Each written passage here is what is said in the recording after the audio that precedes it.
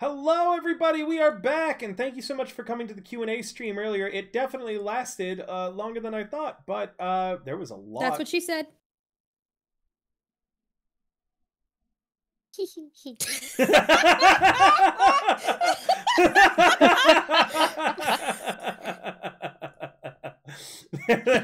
Thank you, Undyne, for your Somebody had to do some kind of cursed segue. Yeah, It's basically Trish at this point. I thought they were gonna. I forgot to set up the Sirenscape, so I'm just gonna put on the comfy tavern music I've been having play during the Q&A stream, and I'm gonna set the Sirenscape afterwards. I do. It was a happy little accident that I managed to get That's What She Said in before you said it was. There was a lot. It lasted longer than I thought. There was a lot of stuff. What is with your future, Sarah? Are you in a blanket? What are you? Yeah, she's comfy. She's a baby. A potato. She's a potato, comfy. Comfy potato. Well, look at her. She's so cute. Yeah. You look like you're being eaten by one of the piranha plants from Mario. If they were pink. Right there.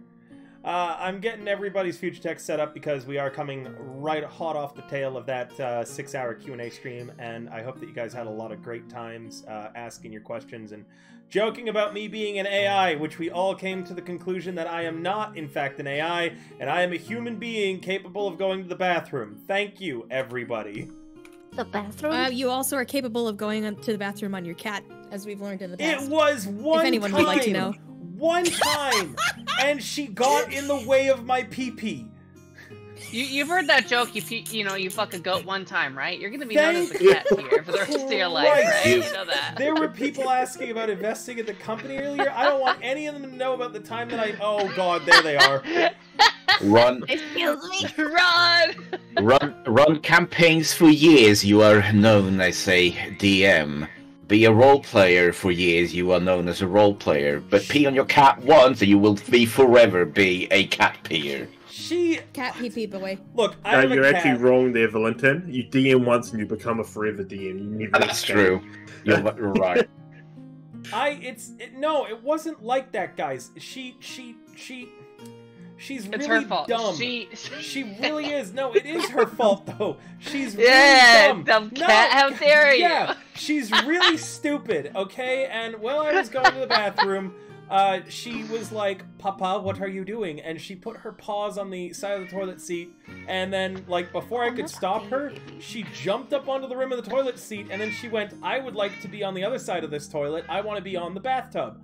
So she jumped across the front of the toilet where I was currently doing my business. She jumped through the whole stream of it, landed on the other side of the bathtub, then looked like she had no idea what had just occurred. Like she had no idea what happened, and then she panicked and ran around the entire place. Like, she sprinted around the entire apartment, shaking it everywhere.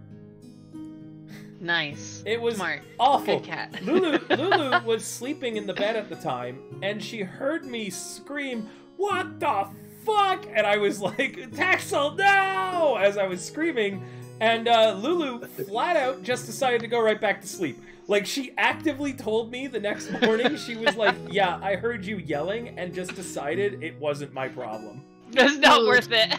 Yeah. Lulu just gave up. I don't know, River doesn't give the vibes of someone who pees on cats. Feels like I'm being gaslit. No, I'm sorry to admit it happened, but it wasn't my fucking fault. Okay? The cat is just really stupid. There's a gif, not a gif, there's a what do you call it? An emote on my Twitch. It's a free emote if you're followed. You can use it of Texla. She's the black and white cat. And it's just of her. I'll post it up in the fucking chat right now. There's one of her biting. I thought you meant there's an emote of you peeing on the cat.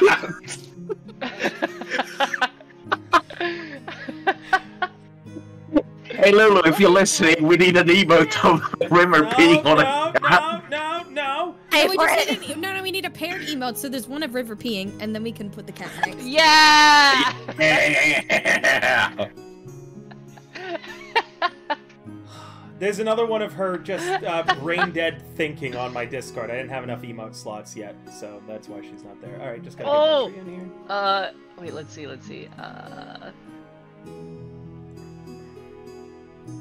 Choose the black and white one, right? So you have just the one of Texel?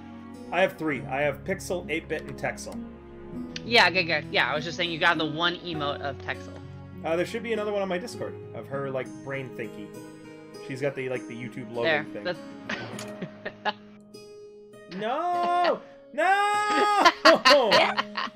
She did it! Oh, she did it to herself. Alright,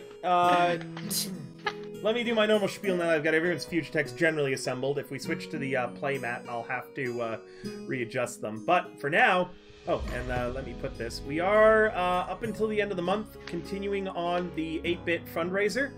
When that's done, we will be transitioning to a birthday month fundraiser for myself. The goal is still going to remain the same, as is the percentage, as will all the rewards, which we have now talked about. River and chat fight each other in chess, as one of the things we talked about during that on the Q&A stream earlier. You have to forgive me. God, what a busy day it's been today, guys, but I'm excited to play some D&D. This is a session I've been excited for a while. Undyne's going to give us a recap in a moment, but first, guys, if you want to check out my VTT of choice, what we're using, it is Fantasy Grounds. You can do so there. If you like tonight's game, don't forget that you can tip, you can support. Doing so directly helps a lot.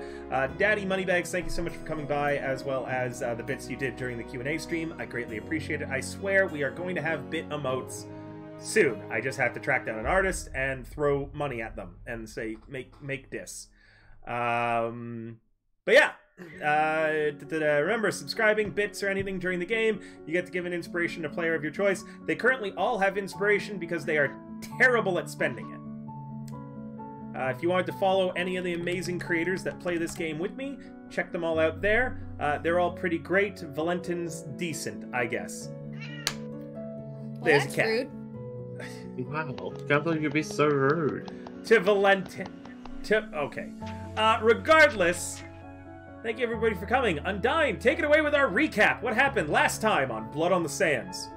Last time on Blood of the Sands, we discussed the relationship between 2 feuding friends and tried to convince the princeling's friend who had tried to murder him previously in order to save his family, or in a mad dash to save his family, to let bygones be bygones, move on, and try to protect everyone who is at risk for the failed attempt to murder.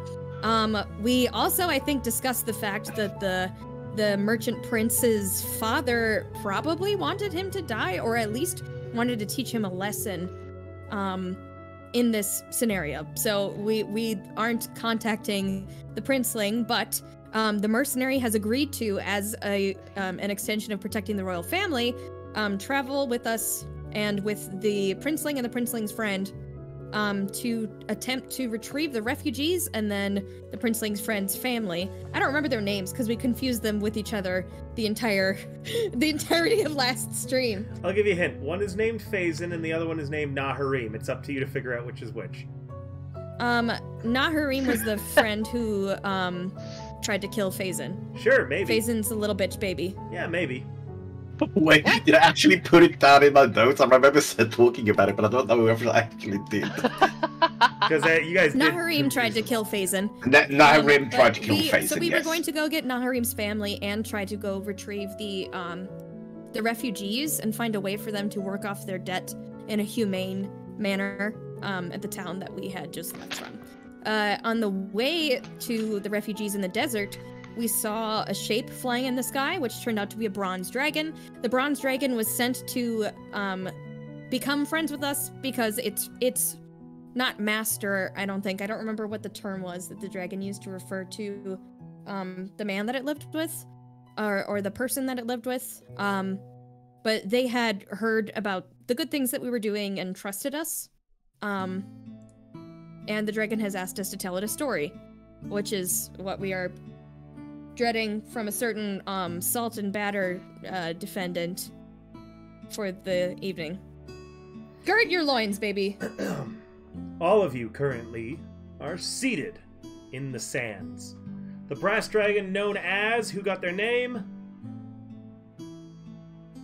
Ass dragon. What was the brass dragon's Ass name? dragon. Did no one write it down? No one wrote down the brass dragon's name? Oh, the snake charmer is Phazon's father, so yes, I got the names right.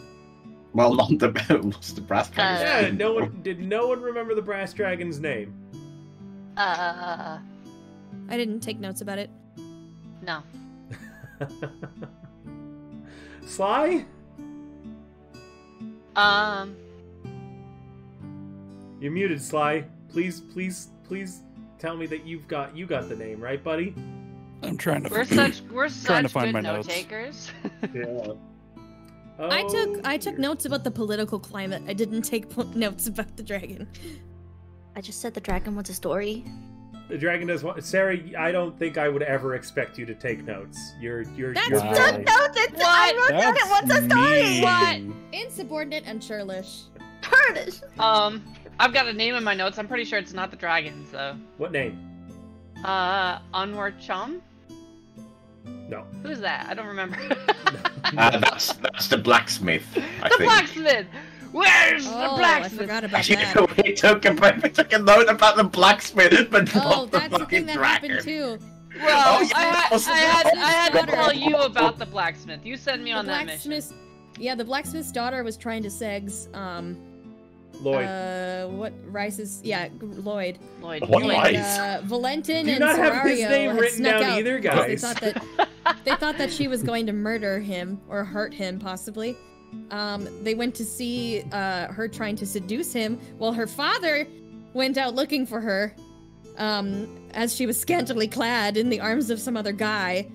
And Valentin decided to land on the sword for his buddy, who didn't give a shit about him, and say that he was in love with the blacksmith's daughter. I've And never the blacksmith tried to convince him to leave because he was a former adventurer and didn't want his daughter to face the same hardships that he did. I've seen a lot of TTRPGs. Ah, shit, the dog ear toggle's not working right now. We gotta wait for Lulu to finish that model. I'm sorry, Daddy, I gotta take that off. I'm But sorry, Daddy. I Good, can't take it Daddy. off. I'm sorry, Daddy. Daddy, we'll take it all off for you. God damn it. I do. I'm so sorry, Daddy. I've seen a lot of betrayals in Oliver? TP. Oh You my okay? god. Daddy? Do you like You know some what? play, I'm Daddy? too overworked today. You e-girls acting up can't affect me right now, so. I can affect Are you. you sure about that? I mean, we might affect you in some ways. Oh, No, Daddy. I'm too tired. I've been big business brain all day. You're not getting horny hours from me. Oh, Daddy, I've never. your Okay, business maybe. brain is Okay, so big. okay. All right. Okay, maybe I'm not as strong-willed as I thought. I might have to rethink some things. River strong-willed Regardless, against the regardless. segs? Lloyd, Never. Lloyd. I'd never seen. What the hell? Did you just get wings, Lloyd? He Did you did. just change I your did. PNG very suddenly? Okay. I've never I feel like I seen- was on the wing side of this picture, so I needed to get them out. Yeah, I put all the people with wings on one side nowadays. Just My subconscious. ears count as wigs. Thank you. I've never seen a betrayal that thorough in any TTRPG I've ever ran, as opposed to when Right. Valentin. Anytime Valentin sticks his neck out for Lloyd to like be boys' night or something like that, and then Lloyd just immediately throws him on the bus. I don't see it as so much of a betrayal as Lloyd is just completely like he seems in a non-intentionally bad way very detached from I everyone. also- I mean that's I just also- reflects in Can it really be? Can it really be betrayal if you were never on that person's side to begin with? that's exactly what I'm thinking. You And guys it's might like hear some not weird like he music. wants Valentin to be hurt. He just doesn't care. It feels like apathy, you know? I don't want anyone to feel bad, by the way, because quite literally this is all because of character as well. So don't worry about Lloyd being detached or whatever, as well as Valentin doing things for Oh, no, seemingly it's funny. no reason. It's a good dynamic. But I just don't want people to think that Lloyd's an asshole and Valentin's an idiot. There's all reasons for it. Okay. So, did anybody manage to figure out what the dragon's name was, or have you all just given up on this now? Oh, I told you what the dragon's name was. What was the dragon's name? As Dragon. All right, thanks a lot, Valentin. Okay, It's regardless. actually Phazon. It's Phazon. The dragon's name was Phazon. It's actually pretty good. So, where were we? You are all the name sat of the breast around. No, you don't know what that is now. None of you've got Okay, the, okay, that's fine, that's fine. Y'all been acting up tonight, and none of you have that one keen mind, so I don't have to tell you shit, nor am I going to. You'll remember Fair it enough. next time. I heard feet. You're not gonna tell us the dragon's name? Feet? Feet? Feet? Thank you. You know what? Any goodwill that you're getting, Undyne, she's burning with every feat she says. Regardless, you all sit around the brass dragon. It is on the northern end of your sort of like little camp area you've set up. Those of you with the means to do so have likely set up cushions or chairs that you carry with you to use on your breaks for a bit more comfortable seating. The sun beats down upon all of you and is heavy in its heat.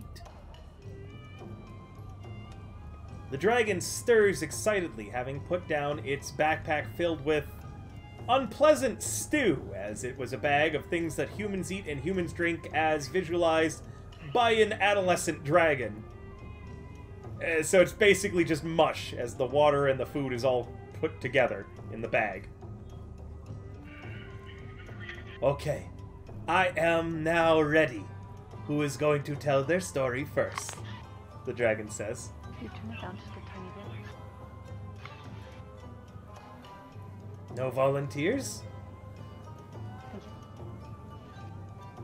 I don't know, man. Then I will choose. And it points at Sir Buckethead. The dragon's name was Shade Cutter. Hey! Hey! What was the dragon's sire's name? If you answer correctly, you don't have to go first if you don't want to, and I'll start reverse order and throw Valtria under that bus. I feel like I shouldn't have to go first just because I remember the dragon's name. I want to hear the... Okay, fine. I'll toss it to Valtria. Do you remember Valtria, the master's name, too? do you remember the sire of the dragon? We couldn't even remember the No. dragon. You expect us to You remember remember. that? Alright, Bruh. Valtria's going first. Sly, what's the name of the sire? The sire's name was the Anguished. Yay! Anguished? Double Oh. right. Yep, the Anguished, as they didn't actually have a name in Draconic.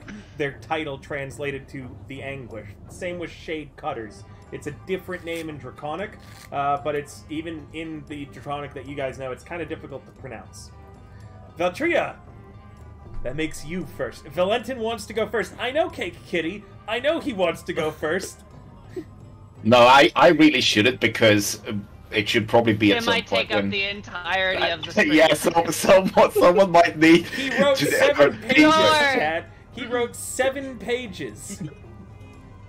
My eye is twitching already. My eye is twitching out of the perceived frustrations. Valtria, I'm going to put you up first then. The dragon points to Zandra. Oh, You want me to go first? And Zandra will like kind of like awkwardly stand up and stand to the middle. I am not so great at stories, but there was. I'll make it short then. When I was a kid, my guardians told me a story of a goblin and his bear. His I think it was a panda bear. Anyways,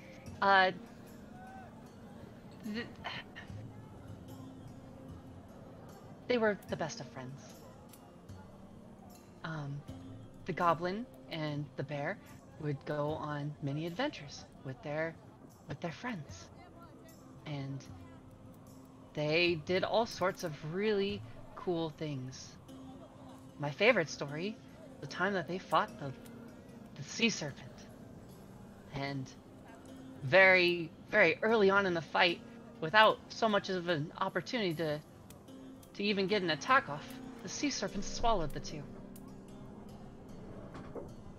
And while everyone was thinking it was time to flee, run for their lives, the rest of the party, feeling downtrodden at the loss of their friends being gone instantly, having been swallowed by this giant sea serpent, what could they possibly do to fight back against something so powerful and strong?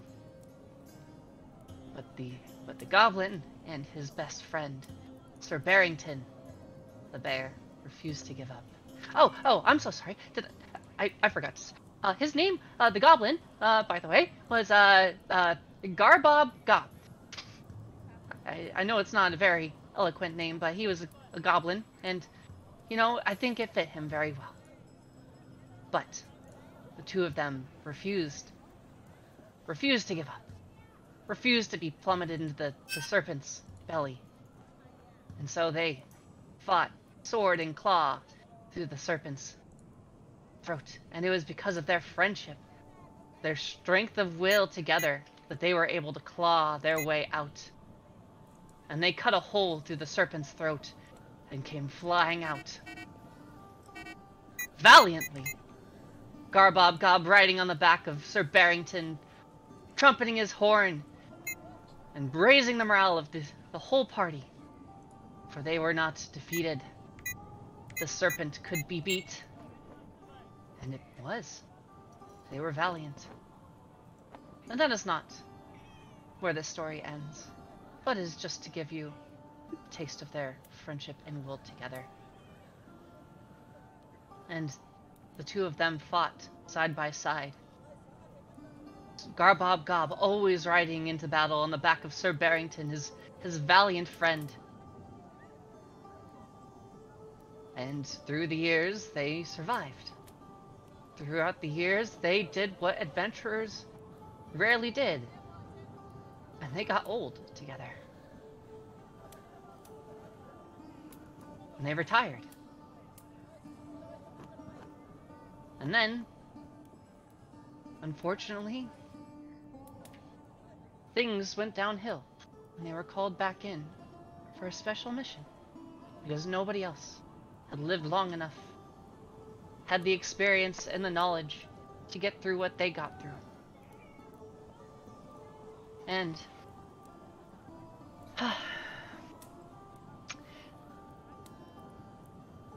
it turns out that a powerful wizard, far more powerful than the country had ever seen,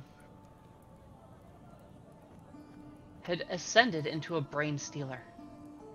A very powerful being that most could not take on, even in a party. But they had to do it. And so they gathered up their friends, all of them old and experienced and wizened, but now on the end of their lives. They ventured out to take on the Ascended Brain Stealer, this wizard. And I'll save you the details of the travel. The important part is that they finally got to this wizard. And in battle, he was more valiant, more powerful than they were ready for. They weren't strong enough to take him on.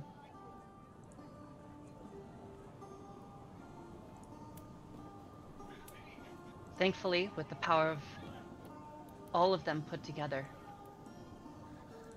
it was a near even match. Not quite. Not quite an even match, but close.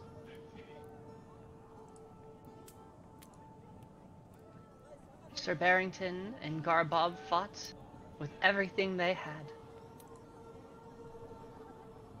No battle had they ever felt so close to death. Not even in the maw of that sea serpent did they feel this close. Everyone was on the last of their... They're holding on by the skin of their teeth. Their friend, a sorcerer, one that usually was very capable and someone that they could count on, had been hit by a confusion spell. And hope was thin. Everyone is near death. The sorcerer can't cast any spells for fear of blasting away his friends.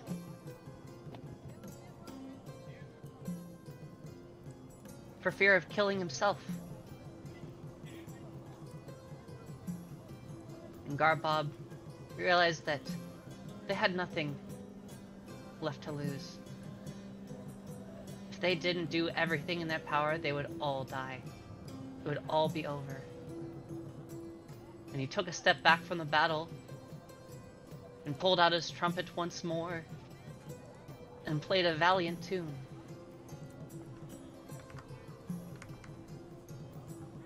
Their sorcerer friend decided, you know what? I'd rather try than die and have not.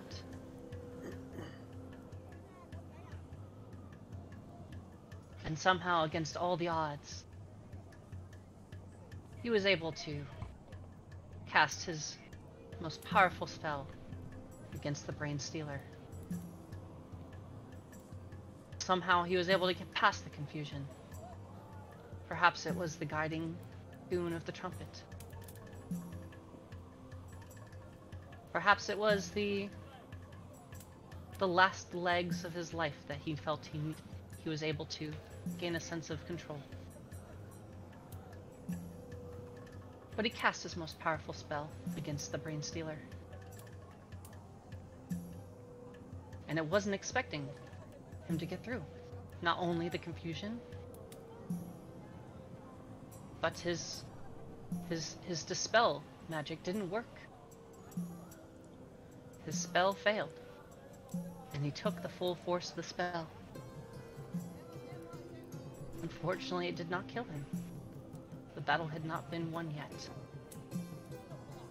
And what little hope had been gained from that spell quickly diminished as they all realized they still had a long way to go. But Garbob rushed back in, swinging his swords and going full goblin mode.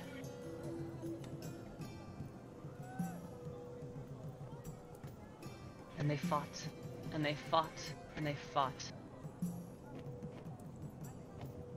Things started to look, finally, better. It looked as if they could win. And Garbob went in for his final attack. The Brain Stealer had lowered his head close enough that Garbob, in his short stature, could actually reach his neck. And Garbob swung with his sword as the Brain Stealer lunged out for him.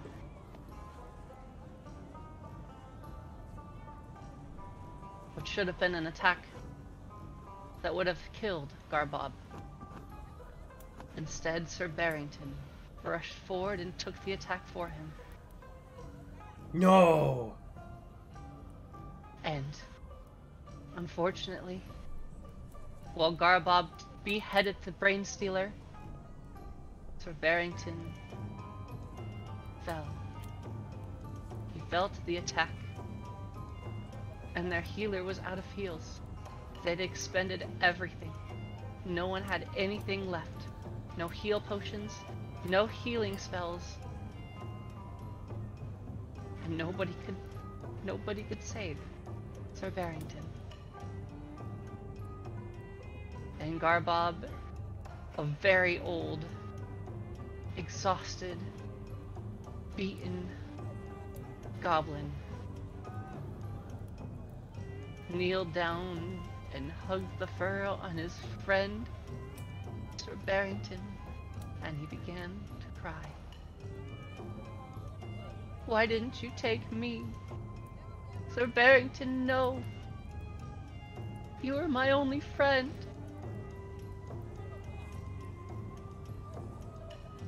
Why didn't you take me? I'm too old. This was supposed to be my time, not his. Unfortunately, there is nothing to be done. The heroes had saved the day, but at the cost of the bravest bear there ever was. Shadecutter seems visibly distressed by the story, but hung on every single word. I do need a persuasion or a performance roll from you, Zandra, unless this was a true story, in which case I'll allow a history. If you have any other stats that you would like and can convince me would be relevant to the story you just told, you may also try to put them forth now. And I have a -3 on all 3 of those that you gave me. I know your mental stats are kind of abysmal. The roll is mostly for flavor. It's the stories that are being judged. I just want to see how well your character told the story.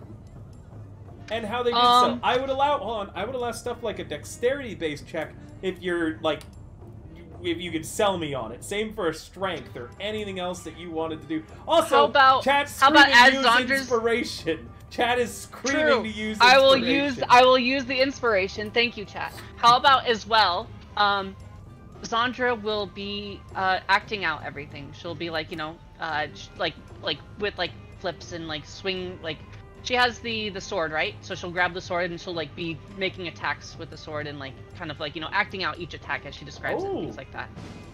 Wow, holy shit. Thank you for the 5,000 bits, Daddy Moneybags. Holy hell. I think that puts you up to a total of 10,000 bits that you've done today. Thank you so much, Daddy Moneybags. That is greatly appreciated. I guess get your inspiration right back, Zandra. That is okay. Good. Thank you, Daddy. Thank you. Thank you, Daddy. Oh, the girls. Thank you, Daddy. Thank you. Oh, here they go. They're unleashed now. You let them out of their cage with that many bits. So I was thinking, I don't think, would you allow acrobatics for that? I'd allow a weapon attack. Roll me a weapon attack. That's okay. All right. That's probably even better. Weapon for you, attack with inspiration. Yeah. Flurry of blows. Flurry of blows. Do you want a flurry of blows this? I'll allow it if you spend the key. Holy shit! A 1 and a 5! Yeah, flurry of blows. Flurry of blows. Let me do it. Let me do something, bro. Let me do something. Holy crap, please. Yeah, I'll do a flurry of blows on top of that. So I get 2 unarmed strikes, right? You do get 2 unarmed strikes. And yes, I'm gonna use that inspiration I just got for the flurry of blows. Thank you, Daddy. You're saving my ass here. Holy shit! 8 and a 12. Christ, I can't fucking win, dude. Oh my, yeah. I guess 12's not bad. That's decent with your additives. All right, you get 1 more. Okay, and I don't get advantage on this one. This is just a Christ, dude! I can't. It's As better always. than 5 was.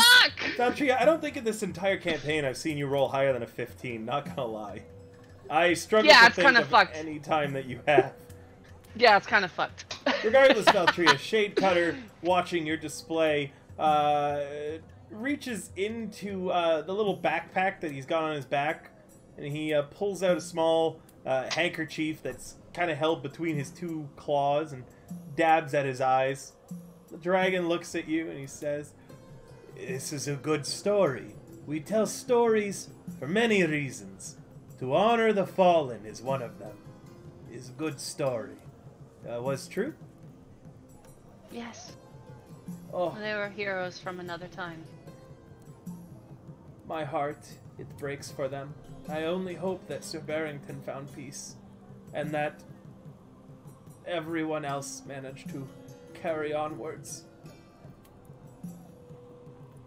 Is good story. Here, you are currently winning, and he holds the boots of speed out to you to hold.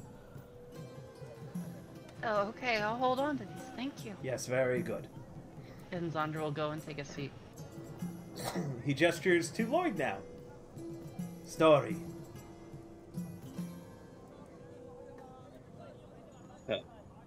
I'm not one for many stories, but I do have one of one man's heroic sacrifice to save, I guess you could say, his comrades, his fellow workers. During my 10 years of labor, at one point, I worked in a mine. It wasn't a very fancy mine, it was mainly just extracting some non-precious ores. A lot of physical labor. And there I met a man. And this man, he was doing his 10 years of labor for the 5th time. He was very well into his years at this point, but it was the only way he had found to be able to support his family. And one day at this mine, one of the tunnels started to collapse. And this man, despite his old age, managed to hold the tunnel together, supporting the weight of the roof, while he let everyone else escape. Frantically, everyone started searching for wooden boards and supports to try to take the weight of the roof off him. But they couldn't find anything. No one... They put wood in it, as soon as the roof started to lower, it started to crack. This man, he just kept holding this roof. He was in clear pain. You could see his muscles spasm as the sheer weight was crushing him. But yet, he kept holding it. And he held that roof until every last one of his fellow workers had made it out, still frantically trying to find some way to take the weight off him. But sadly, they couldn't, and as soon as the last person came through, he let out a single smile before releasing his muscles and being buried. And I know other people's stories are more heroic, but I feel that something like this, a simple person doing what he can to save others, is the most heroic event I've ever witnessed or even heard about.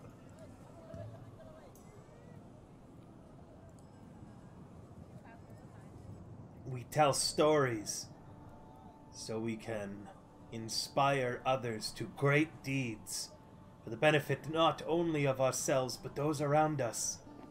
Thank you, Lloyd. It was a very good story. You may now hold the boots.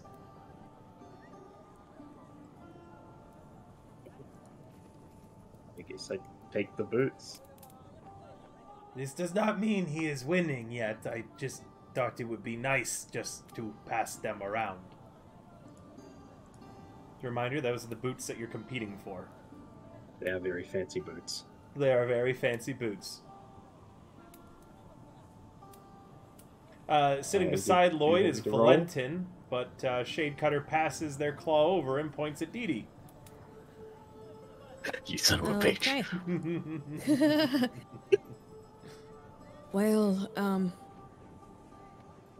my story's a little different, although I suppose there's something in common between a lot of us. Doesn't seem like many of the stories you're gonna hear today are happy ones. Although I like to think that this one in some way is happy and hopeful. I'm gonna tell you a little story about how the sun fell in love with the moon. A love story. Yes, very good. Yes. A tragic one, but again, one that is full of hope. Or at least I think so. When the celestial bodies came into being, the sun stared down at the world below, and she saw herself reflected in vast seas, ponds, and lakes, shimmering and shining back at her. And she glowed brightly and eagerly at the world that lay before her, but she found herself taken aback when at the top of the highest peak, reflected in a pond, she saw a slender white crescent shining back at her through a clear blue sky. Faintly, but still, it was the most beautiful thing that the sun had ever seen. And she declared her love for the moon. "All that you ask, I will give," she said. Her words proudly echoing throughout the universe. "All that you could ever want, all that you ask, is yours." The moon, amused by the sun's energy, and slightly less energetic and vivacious than the sun was, took the claim lightly, but was amused and pleased by the sun's eagerness. She teased the sun, saying, "Your energy spreads far and your reach is wide. I've seen gifts given as declarations of love beneath starlight, but you give your rays to all. What will you dedicate to me?" It was then that the sun reached down to the earth and grew flowers that bloomed at the night and turned their white faces to the moon, shining back at her. "Even when my light only shines on you from afar, I will look upon your face." Despite herself and her initial wariness, she was touched by the sun's gesture. The moon, slightly more serious, asked, "The skies are vast and span between us. I have seen lovers beneath the stars, reaching out to one another, comforting each other, holding each other. How will you touch me?" Warmth radiated from the sun's surface and gently warmed the seas as she said, "I will warm the waters of the ocean within your reach, and as you draw in and take out the tide, you shall feel my warm caress." The moon was taken aback by the tenderness and sincerity of the sun's gifts. Deep in thought, she finally whispered as though afraid to hear the answer, "Emotions are fickle, and tender thoughts erode and fade with time. I have seen lovers beneath the starlight grow cold and turn apart from each other. What will you feel for me?" Suddenly, the moon was shocked to find the sun pulling herself through the very heavens closer and closer until the moon and the sun were face to face. For the first time, the moon felt the sun's passionate blaze directly upon her face, and the sun was confronted by the beauty of the moon shining brightly back at her. Everything. The very universe went still as the sun and the moon stared at one another in tender silence. Each was afraid to break, precious as it was. As the moon finally began to respond, breaking that silence, the skies split. The sun and the moon began to be pulled to each other, and even as they cried out, their cries began to die, and they screamed in silence. The sun, in rage, silently scorched the earth, drying the very ground until it cracked, brittle. The moon pulled the ties and crashed its shores into the land, breaking things apart and destroying all in its path with her tears. Still, the power that the sun had used to pull herself towards the moon began pulling her back slowly day after day. Eventually, the second eclipse happened, and the sun and the moon stared at each other silently, unspoken words hung between them. But the sun gently dried the moon's tears, and the moon pulled her ties against the earth as a balm. And although they were farther apart than they ever had been, even when directly in front of each other, they called out to one another in silence. And they still pull towards one another, even now. Waiting until they finally can hear the other's voice again. The Shade Cutter is in open tears now, with big, heavy drops rolling off of his scales and landing in the desert sand, almost immediately drying up. But he manages to choke out, "We tell stories of true love, that we might finally know it when it comes upon us."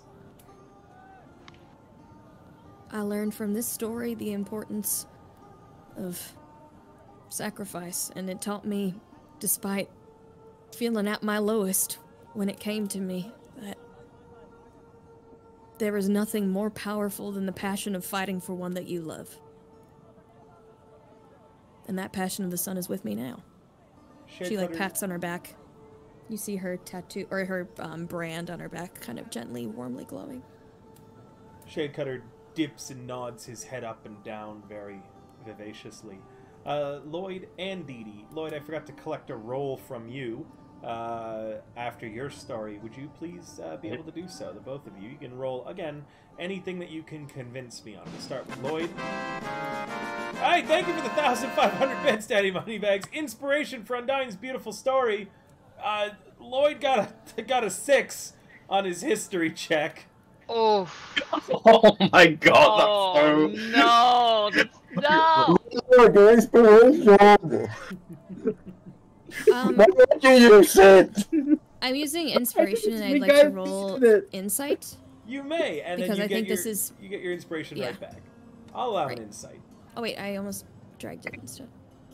Oh wait, no, I do drag it, even when I have advantage. I hate it here.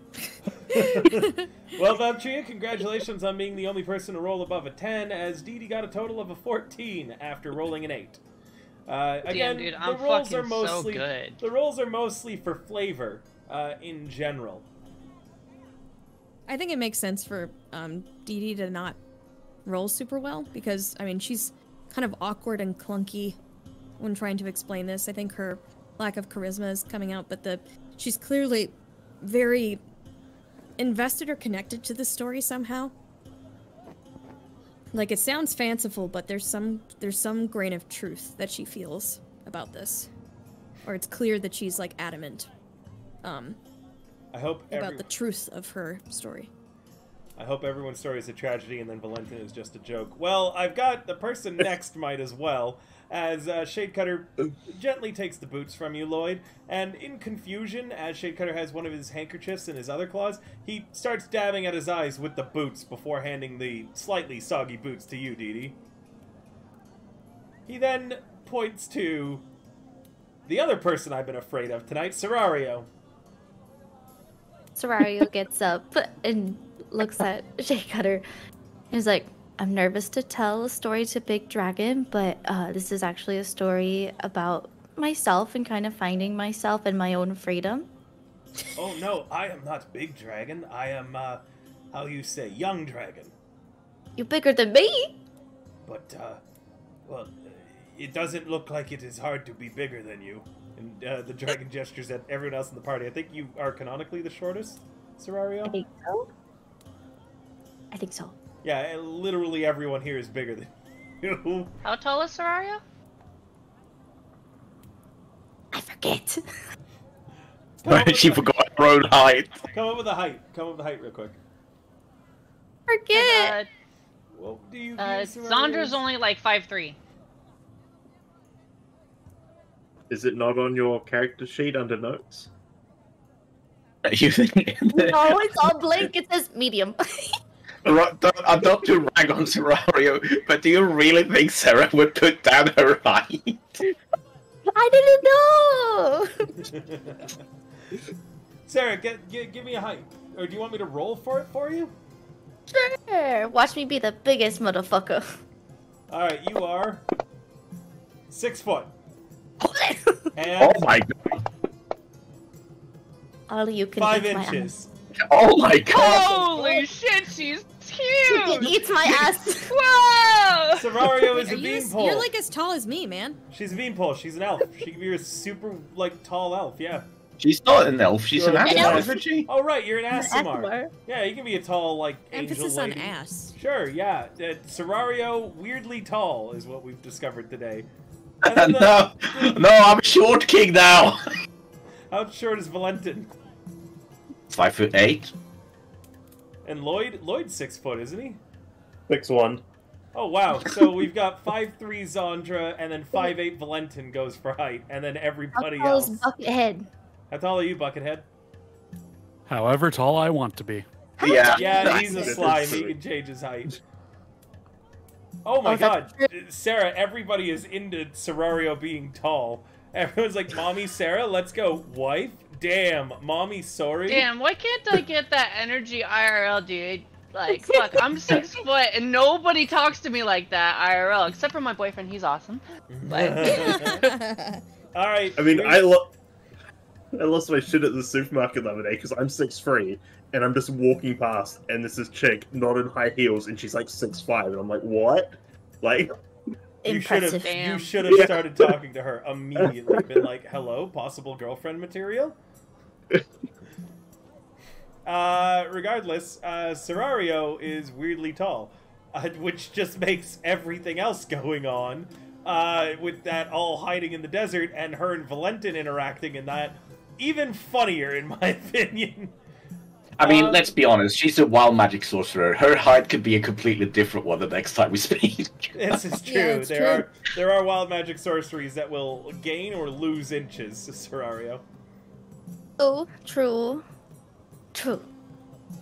Now that we have decided I'm a tall mommy lady. Yeah, Valtria's polyamorous. I'm also polyamorous. Oh, Waka's lost their mind now. Alright, Serario, the Shade Cutter wipes his eyes and then blinks a few times and says, "Oh, I am sorry, you gave off the energy of being much shorter now that I get a good look at you.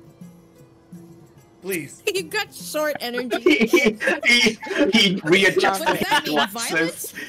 He readjusts his, like, so I bet he has, just like, feeling these, the vibes. you know those tiny ass round glasses that you just put on, like, the nose of your bridge, like the bridge of your nose, and then, like, super tiny. That's the glasses that Shade Cutter's got on, and he just adjusts them. It's like, oh yeah, you are kind of tall, aren't you? Alright, Serario, tell your story. Okay, this is the story about the first wild magic fireball. No. Oh god. Not No. as bad as you think. I actually put my heart and soul into it. Oh Okay. god. You put your Okay. heart and soul. Okay. Yes. Yes. Okay. I came from a very respectable family, and it was a very traditional for us to study sorcery, but become divine sorcerers. That's what we do. I have 7 siblings, and we all try to do our best to get mother and father's attention. I've always been the odd one in the family, and I just figured I'm not really going to get their attention. I'd always just get their disappointment and their judgment. My siblings really didn't want to talk to me because I was the odd one. I would bring down their image. They still made it mandatory. I still had to go and practice my divine magic. It was so boring. I hated it. It didn't excite me. I went, which was such a shame because my father would say I was the best one in the class out of all my other siblings, but I didn't care. Oh well. But since they didn't really care about me and knew that I was, not doing well and I didn't care, they just left me alone. So this gave me a lot of time to do things on my own. So I went to the library and I would just read. And one day I was reading and I was reading about wild magic and I was like, wait, what's wild magic? Like wild as an uncivilized, like an animal out in the woods? But that sounds so freeing. Like, I was very intrigued and I wanted to learn more. So I had so much time on my hands just because no one expected anything of me. So I started to think I could practice in secret. If my family found out, I know they would disown me because it's just against what we do.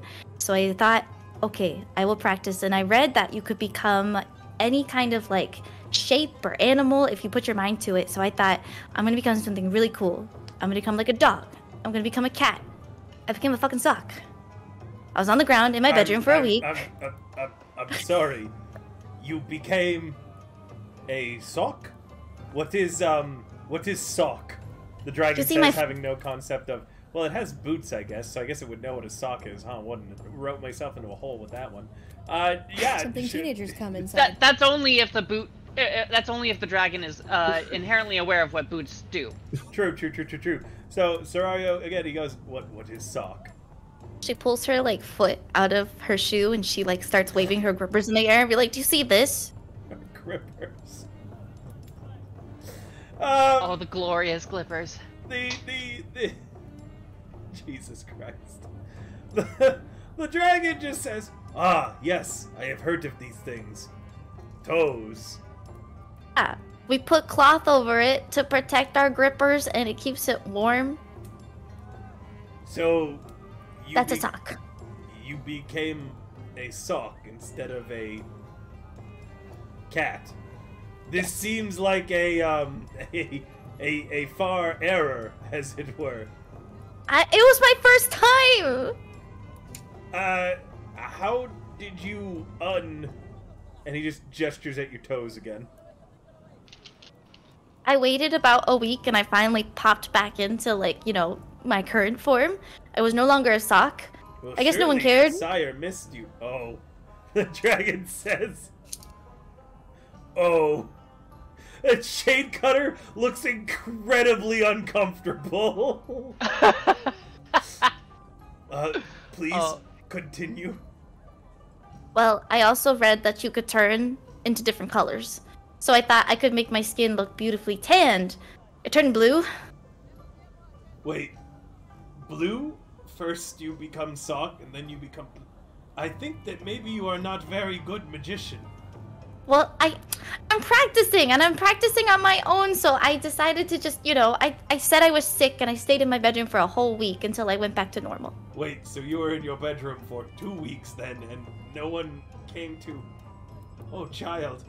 This is the span of several months. And the dragon gestures to Dee Dee. Give her the boots to hold. Serario laughs at her own trauma. And hands out the boots. Jesus, we're getting Serario backstory, and it's sadder than I thought it was gonna be. Please carry on, Sarah. And then I also wanted to practice, and this is my first time that you could change your shape. And, I was younger, so I was not tall yet, and I wanted to be a tall, beautiful lady like my mommy. So I tried to change my shape, and I became the size of a mouse. I had to fight off 2 spiders in my bedroom. The dragon is looking at the rest of the group right now, hoping anyone's gonna cut in to say something about this. Zandra just looks completely unfazed because she's heard this story before. What happened? Did you win? How did you fight the spiders?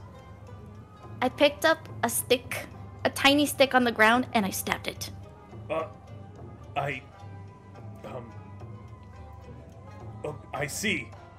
Please never underestimate continue. the power of a good shank. I see, yes. Shank. Carry on, Serario.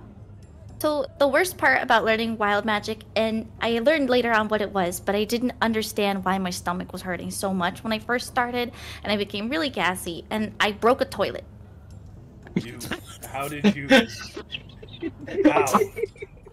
You mean you were practicing spells and you accidentally hit the toilet and broke it, yes? No. No.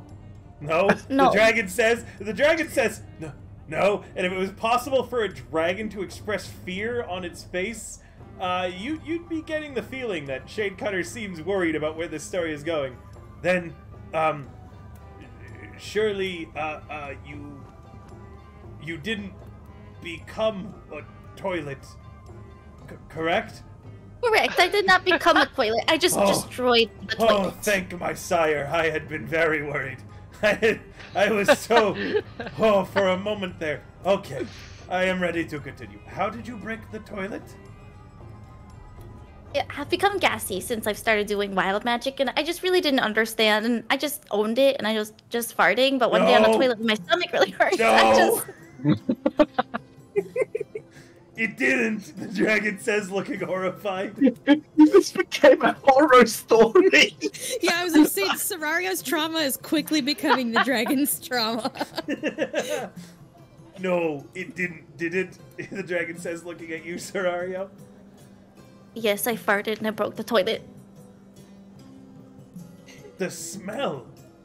What must have the smell been like? Well, I had to explain to my family that I had a really big poop and I broke all the plumbing, so it smelled really bad in the entire house. If I attempted to tell my sire this thing, we would never make eye contact again. And that must have been something they made me. What happened is this... We have not gotten to the first fireball. No, we have not. There is more.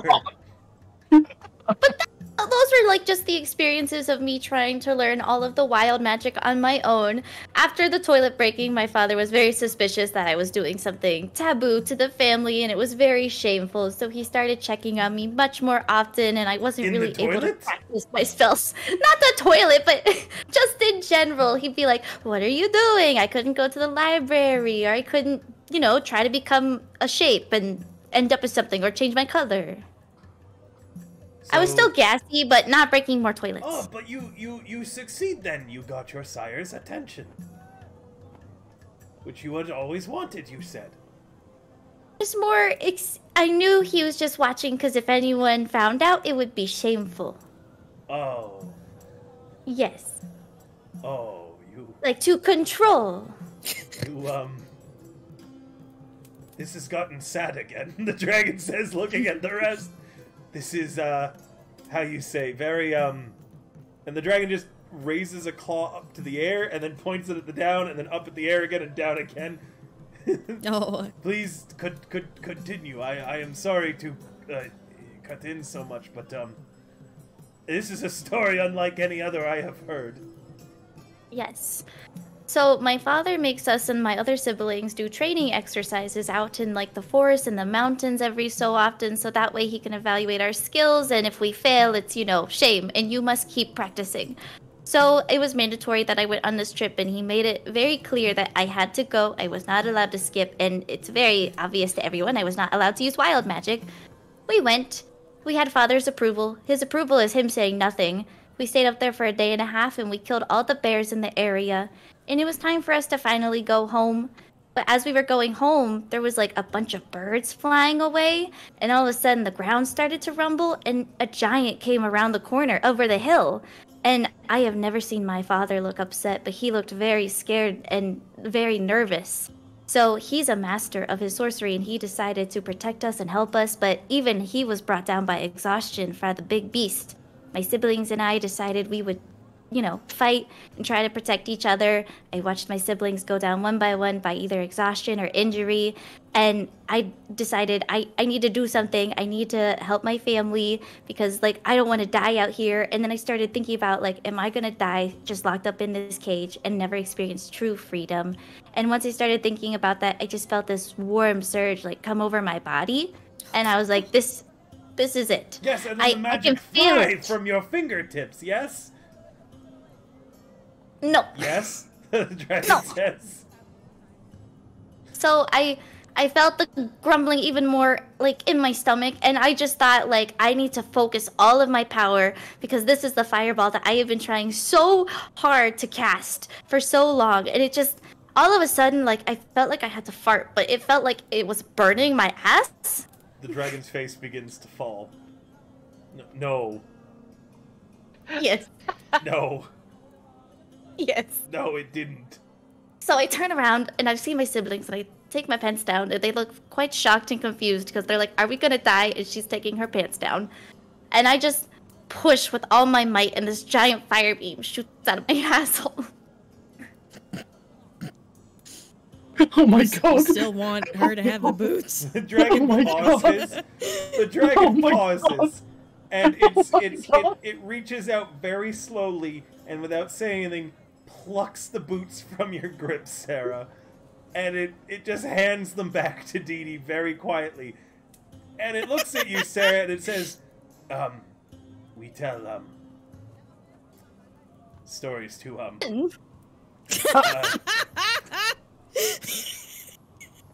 Wait, maybe she wasn't finished yet. Were you finished? There's No? a story. There's more? Yeah, the fire beam knocked the giant out, but I still had to get my family out of it. So he was passed out and we were leaving, and I had another big, like, fart coming. I thought maybe it was No. just some after effect. No. Yes. Yes. No. Yes. No.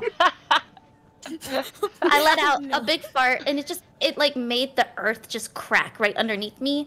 Thankfully, it dragged the big giant down into the earth crust. So the fart ended up saving the day. But after that, even though I saved my family, they actually shunned me and made me abandon my name, and they disowned me. So I had to leave because of all the shame of my family. But I was finally free, and now I have a family that loves me for me and my butt. It's true. We do love her. Dee Dee butt. pats you on the shoulder. She's like, she looks at the dragon sympathetically, but clearly she's not surprised. So maybe Shadowcutter knows that we've been down this road before. We've been there a few times.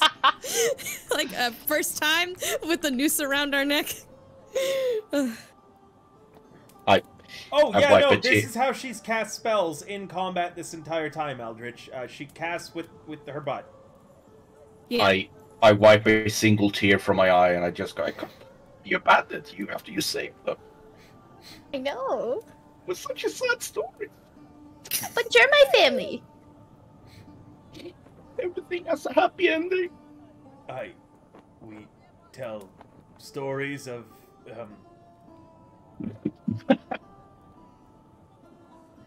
you! The dragon points at Valentin.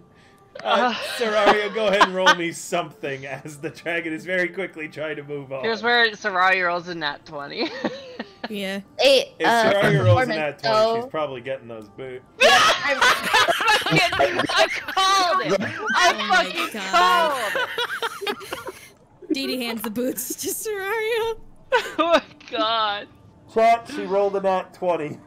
Chat, I know you can't see the game board right now, but she rolled a nat 20. Right? I also have +8. You know what I thought to myself? I thought to myself, River, you shouldn't say that if she rolls a nat 20, she's gonna get the boots. But then I thought to myself... Well, yeah, because 2 people haven't said the story. Yeah. Yeah, I mean, Sir Buckingham, we don't even need to tell our stories anymore, do No, we? I want to hear them. I'm frustrated. I think we're good. Everyone, I think that was the perfect story to end on. everyone feels strangely inspired by this story, because if anyone had rolled a nat 20 any of these, I was going to have this happen. It's just cursed that it was Sarah who did. Everybody feels strangely inspired by this tale and gains an inspiration, which is Oh. We already have inspiration. is on Yeah. Mm. Spend it more often. What do you want me to say? Good. Okay, good. Scrum. But, I cannot fucking believe she rolled a nat 20. The dragon finds itself strangely moved by that story, but in the way, have you ever... Moved. Yeah, have you... Thank you. Have you ever heard... The grotesque fascination. You want to hear how they all got inspired? There is a rumbling in the sand as Sarah finishes her story. Oh Regardless... God. Regardless, you know how those stories every now and then where you like hear a story and someone phrases it in a really positive light, but you're like, Jesus, right? Like that's how everyone gets inspired. Is I imagine all of us look at Serario a little differently now. No, All right, I've known this about her. okay. The only person who could follow that up is likely Valentin with his weird cursed story. Well, that's rude. Okay, well. No, You don't know what look, Sly wrote. Wow. No. I'm getting this. Look, Sly, do you honestly want to follow up that story? It's not a No. quality You- thing. you- It's, do you you want to you go either- right after Sarah? No, You Valentin. either have to end it or you have to go after me, so. Yeah, Okay. not being mean to Sly. Sly's story is wonderful. That's why I'm saving him for last. He's gonna rescue us after Sarah and Valentin. Okay, I let it. Don't all... get your hopes up. What do you mean? What do you mean, Sly? You've been the most excited about all of these stories. Like, you keep repeating it on literally every stream I've watched. Hey, have you written your story yet? Hey, have you written your story yet? You've been That so wasn't excited about excitement. it. That was the equivalent of a student asking if other people have done the homework in hopes that they're not the only one who has not done the homework. Oh. Yeah, you misunderstand entirely, Have you- Valentin. Have you done your homework? Yes, Yeah, I have. exactly. Yeah. Okay. I'm very excited. Sly, I'm counting on you to pull this all together. Valentin, the dragon is not making eye contact with Serario anymore. Serario, you might be the only person in all of history to make a dragon so uncomfortable it won't make eye contact with you. Perfect. So for anyone in the chat, if you need a potty break, if you need to go grab a snack, grab something to drink, now's probably going to be a good time to do it, because this is going to take a while, I think. Yeah, if there's one thing that Valentin has, it's stamina. Nice. Anyway. So now it's going to be difficult for me to follow up after such a fascinating story such as that one, but please, everyone, please settle down. I would like to tell a story about overcoming oppression, adversity, class differences, but most importantly, a story about friendship and loyalty. A man was born in Rabios. No one truly knows his name, but we shall call him Dudley for the sake of this story. His family left him in the forest, for he was born with a brand that the church did not recognize. Against all odds, he was found by a group of slaves who took the child in, raising him amongst them. Kept in captivity, Dudley had a tough childhood, filled with back-breaking work, but he took it on with a smile, thankful for being alive, and eventually he got sold into slavery to a powerful lord in Arjinshu. When the civil war broke out, the lord he was sold to died to assassins of a rival faction. Lordless, Dudley found himself free for the first time in his life, but he realized quickly that just because he was free, he did not have an easy life. He enlisted in another lord's army and fought many battles, rising through the ranks until he was made captain.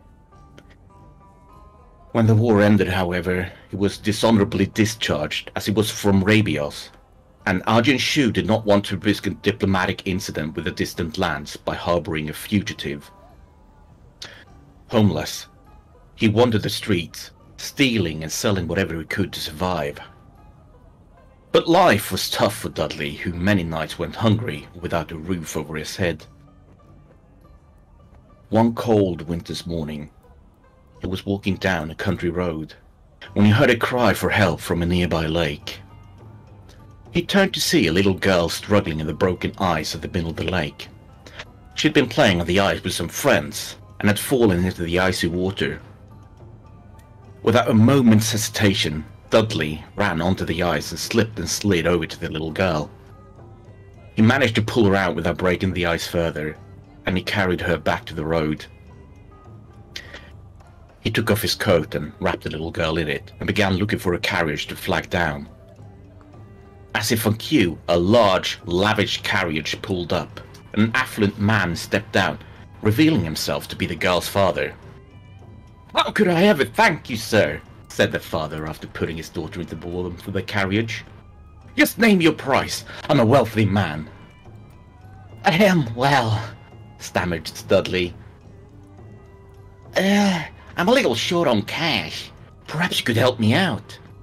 "Certainly," said the girl's father, and he pulled out his pouch, but his face grimaced into a frown. "Oh dear," the father disappointingly spoke. "I don't carry much cash with me. I only have 5 silver. But please, come home with me and I'll get more from the safe." "No, no," said Dudley. "Why, 5 silver is more money than I've ever seen in my whole life. That will be plenty." "Well, if you insist," said the father. "Now what will you do with your money?" "Oh, that's easy," said Dudley. "I've not had a rest in 30 years. I think I'll buy myself a holiday." "Well, good luck," said the father, and he got into the carriage and signaled his chauffeur to drive home. 5 silver, Dudley thought to himself. "I'm rich. I'm actually rich." And he goes to the town to buy himself a holiday. He manages to find himself a travel agent, and he enters the establishment, but much to the disgust of the staff, as he's, homeless. He hasn't bathed in a while. And he walked up to the desk. "I'll have 1 holiday, please." Which holiday would sir like?" asked the girl at the desk, forcing a smile. "Oh, any holiday, I don't mind," replied Dudley. "Well, how much money does sir have to spend on sir's holiday?" "Oh, lots. Anything up to 5 silvers. 5 silvers? You'll never get a holiday for 5 silvers, said the girl incredulously. "Oh dear," said Dudley. Can I cut in for one brief moment? Yes? I'm having deja vu. Because okay. I feel like at some point I've heard... Yeah, Okay, Just in a let different... it cook. Let it cook. I swear, you've let it told me cook. this in a different story setting Let it before. cook. Let it cook. Just be quiet. Just let it Be happen. quiet. Just let it happen, dude. Let it cook. Just calm down. Mute yourself. You will enjoy this. I'll promise. Just be careful. You're so. I just love seeing the It's Furby this- tell this it's- story. Is this The Furby PNG makes this so much better.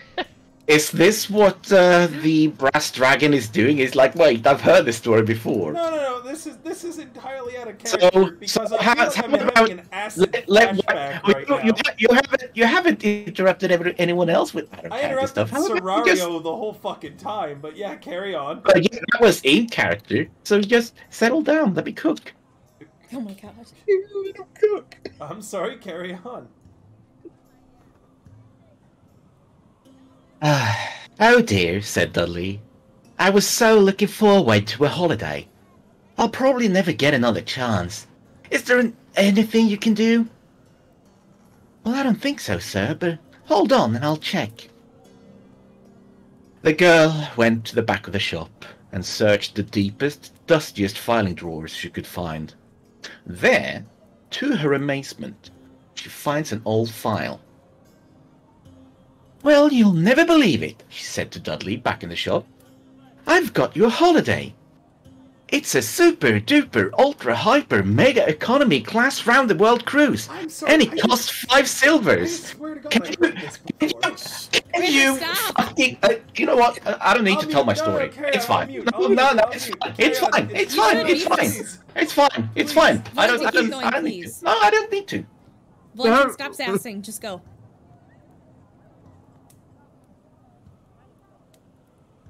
Wellington, please, I need this. Boys' night. Do it for boys' night. Boys' night. It's on a new experimental ironclad vessel from the distant lands of Liachine, and they're showing it off to the world. Oh, yippee! Exclaims Dudley. I'll take it! So Dudley took the tickets and, shouldering his dirty old pack, he headed to the door to hitchhike to the port where the ship was waiting. A few days later at the port, and there in the dock was a massive, several stories high ship clad in metal. One of the most visually stunning boats you've ever had the chance to look upon. Amazed at his luck and good fortune, he slung his pack over his shoulder and marched up the gangplank. Get off my ship, you dirty bum! Shouted a voice, and an irate captain stormed down the gangplank and kicked Dudley down the dockside. Wait, but I've got my ticket, responds Dudley. Super duper ultra hyper mega economy class, and I want on. Hardly believing his eyes or ears, the captain examined the tickets and admitted that our man Dudley was correct. Well, okay, said the captain. But you can't come on just now. I don't want my first-class passengers seeing you. Come back at midnight when it's dark and I'll let you on. So Dudley found himself a quiet spot among some cargo cases on the dockside, and he fell asleep. Said a voice, waking her up with a start. It was the captain. Hurry up, it's midnight. Let's get you to your cabin. Dudley toddled after the captain along the dockside, up the gangway and onto the ship. And what a ship! Dudley had never in his wildest dreams imagined luxury like this. First it went through the first-class level. Argent shoe handcrafted carpets, 6-inch piles, genuine artwork from the most famous artists around the world around every wall. Leave your shoes outside for the cleaning and the steward brings you a new pair. 24-karat gold trim everywhere. Then, in second class, as above, but perhaps the carpets were only 3 inches deep, and so on.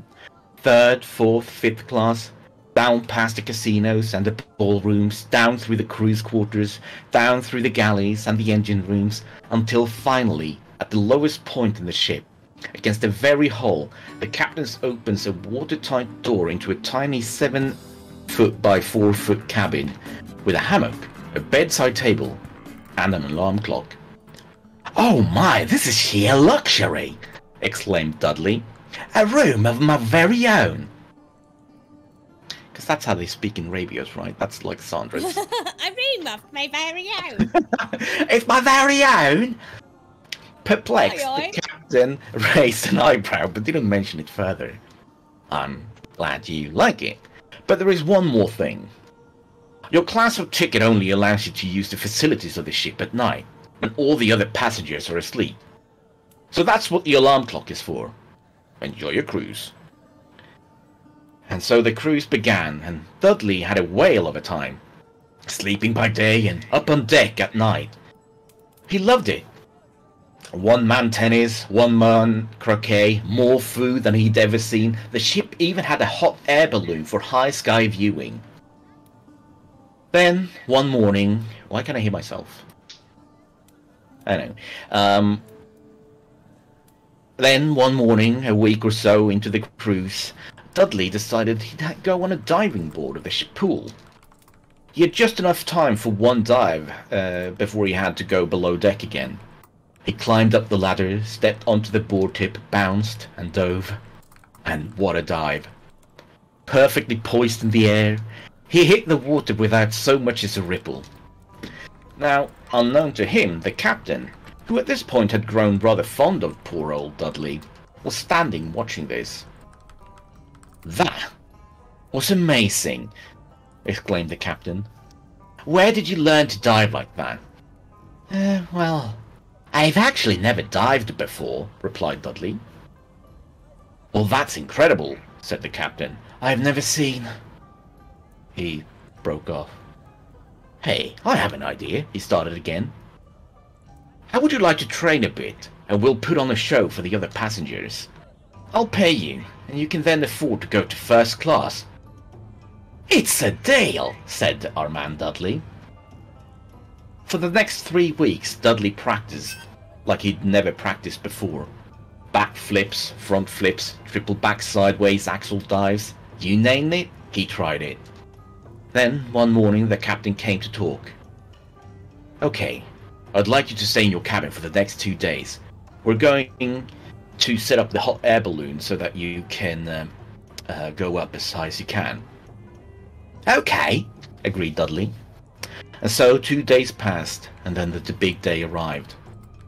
But a massive storm forced the ship to make a hasty landfall in Thanskoran. Dudley thought nothing of it, but the captain of the ship seemed noticeably nervous. "What's wrong, Captain?" Dudley asked the captain. "Last time I left Thanskoran, I left with massive debts to one of the merchant princes. I hope we can leave before they notice we are here." As if on cue, soldiers from the merchant prince's army boarded the ship before the merchant prince himself stepped onto the deck, smiling with his golden teeth at the captain. "Captain Moreau, you have unsettled debts in our nation, and more specifically to me. You must pay 50,000 gold immediately, or I shall confiscate your vessel." "Oh, please! The lord of ships back home will kill me. Just give me a week. I'll pay it back, I swear." Excuse me," said Dudley, "but perhaps we can come to an agreement. We were going to put on a show for the passengers where I would dive from the highest point possible. What if we included the whole city on it? They could pay to see it, and we can use that money to pay off the debt." The captain was close to tears. "You would do that for me?" Dudley smiled. "You've been very kind to me after the first misunderstanding. I will gladly help you out." The merchant prince laughed. "I love this idea. In fact, for your giving nature, Sir Homeless Person, I'll even throw in a bonus. I will knock off 5 gold for every 10 feet above ground level you're willing to dive from.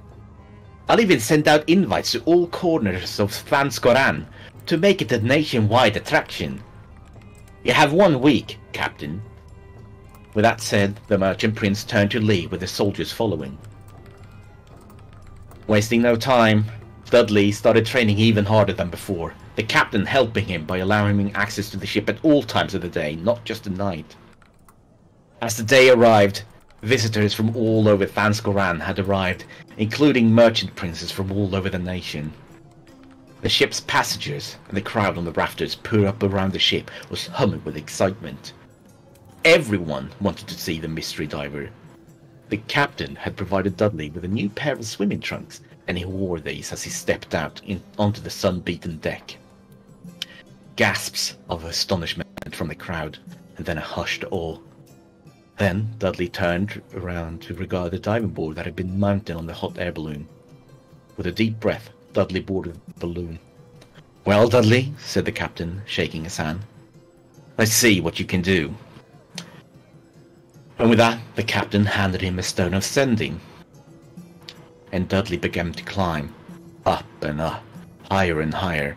Below him, the ship grew smaller. Up and on, past a flock of seagulls, past a solitary albatross, and still higher, till the ship was but a speck on the ocean below. Still further, the ocean grew dim, and the earth itself began to shrink. And higher, and even higher, on, and higher and higher. And on, and he took one last gulp of breath of air as it thinned up high. He climbed to the jumping board, and then sent a message to the captain. 10,000 feet. And then he jumped. Slowly at first, but then speeding up, faster and faster, and by now the world was growing large in the distance. The oceans and land masses grew clear, faster and ever faster, past the albatross, past a flock of seagulls, faster and ever faster, double back somersault, and he could see the ship, tiny in the distance, hurtling down now. He posed, ready for the final 500 feet. Down on the ship, the crew strained their necks. "I can see him!" yelled the passenger. "Look!" Dudley streaked down towards the pool, did a last triple flip, and dove. Not a ripple on the surface. Down through the water, smashed through the pool bottom, down through the first deck, smashing through the second, down through the crew's quarters, through the engine room, smashing through his own little cabin, and down through the steel hull of the ship, still down, deeper and deeper into the murky depths, until smashing into the seabed, sinking his 37th shaft. 37-foot shaft is in the process. Desperate for air, he struggled out of the shaft, his lungs bursting as he swam frantically for the surface, up and up, desperate, gasping, his vision fading. Amongst the crowd, a hushed silence lay thick, and the captain was holding back tears as he believed his friend had surely died from the dive. He was now debt-free, but at what cost? Suddenly, hand breached the surface as Dudley burst out with a huge intake of air. Out of the water, up the ladder, onto the deck of the ship, into a throng wild with acclaim. "Hero! Wonderful! Amazing! Bloody good show, that!" And handing him a heated towel and giving him a hearty hug, the captain spoke, and a hush fell over the crowd. "Well, Dudley, I have never seen anything like that, ever! That was the most stupendous piece of diving I have ever seen." Dudley blushed. The merchant prince came up to congratulate Dudley as well. "I am a man of my word.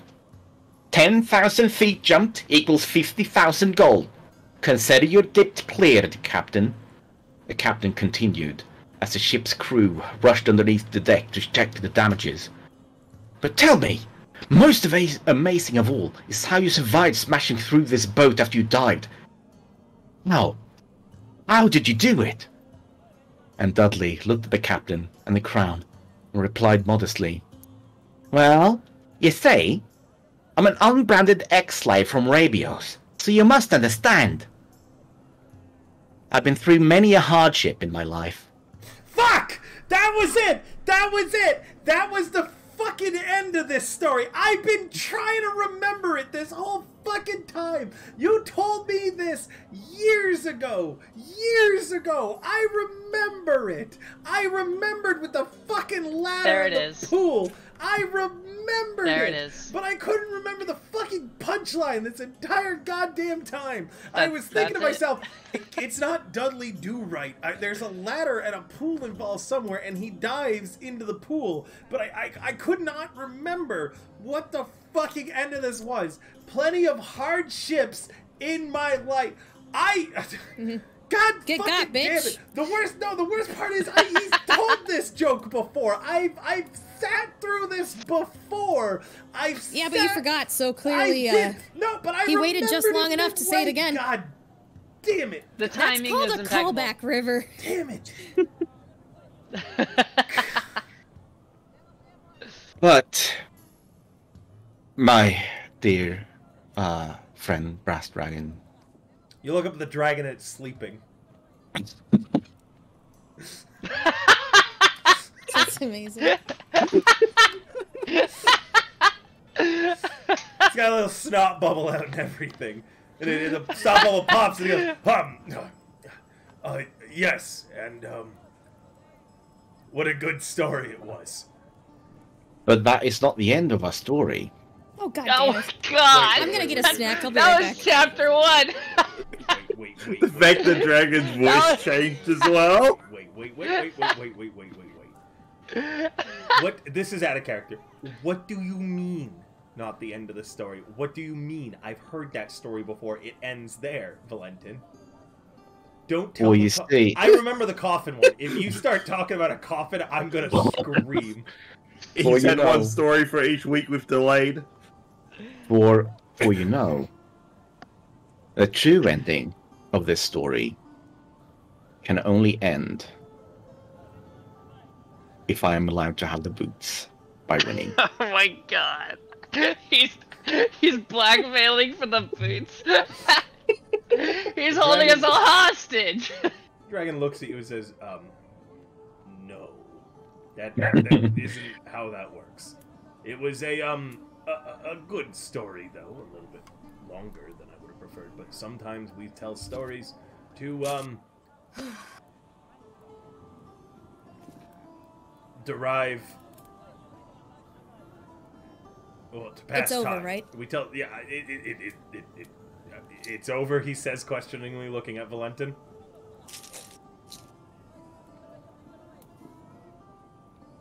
It's over. Oh yes, but if you don't want the secret ending, then I can't tell you. The dragon's voice has changed. Yeah, I forgot that story took so long. Chat's yelling chapter 2, 3. Holy shit. Damn it, River! You beat me to the punchline. Which one? Oh, just the reason the voice changed is because the story took so long and the dragon got older and its voice dropped. Look, you got. Well, no. Now an adult dragon. Do you know what the true reason is? Do you know what the true reason is why the voice has changed? The story went so long, I forgot what the dragon's voice was. Yeah. That's what's happened here. The dragon looks intrigued, regrettably. What do you mean, end of the story? There's a secret end? Tell the secret end. Well, you see, the problem with a secret end is that it bleeds over into real life. That story was related to something. I refuse to believe it. No, how could it possibly be? Please, explain. It's very difficult without me getting the resources in order to finish the story. What resources do you need? A gift of some kind. But in this case, it would only matter if... I will be quite honest. I did not tell you this story in order to win a contest because I wished to have boots for myself. For I was not lying when I said this story was a story about friendship and loyalty. Yeah, And yes.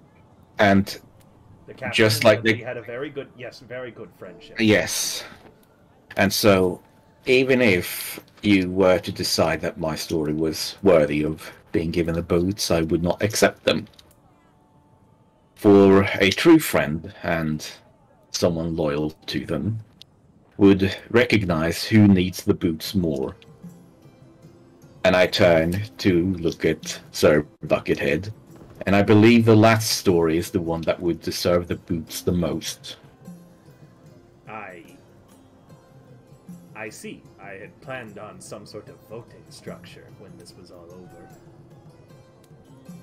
Meaning, at a character chat, you're going to be able to vote who you guys thought story was the best, and then in the end, I will be the deciding vote, but it might be fun to do a little fun vote to see which story you guys thought was the best. So what he's telling you is the vote isn't going to matter because he's going to pick his favorite anyway. We'll see. No, we can have a miscongeniality of the story. Yeah. The dragon passes over to Buckethead and looks at Buckethead almost pleadingly after the expectations were set by Dee Dee's story, and then they were lowered by Serrario's, and now they are basically the bar is on top of the desert sand. Please, Sly.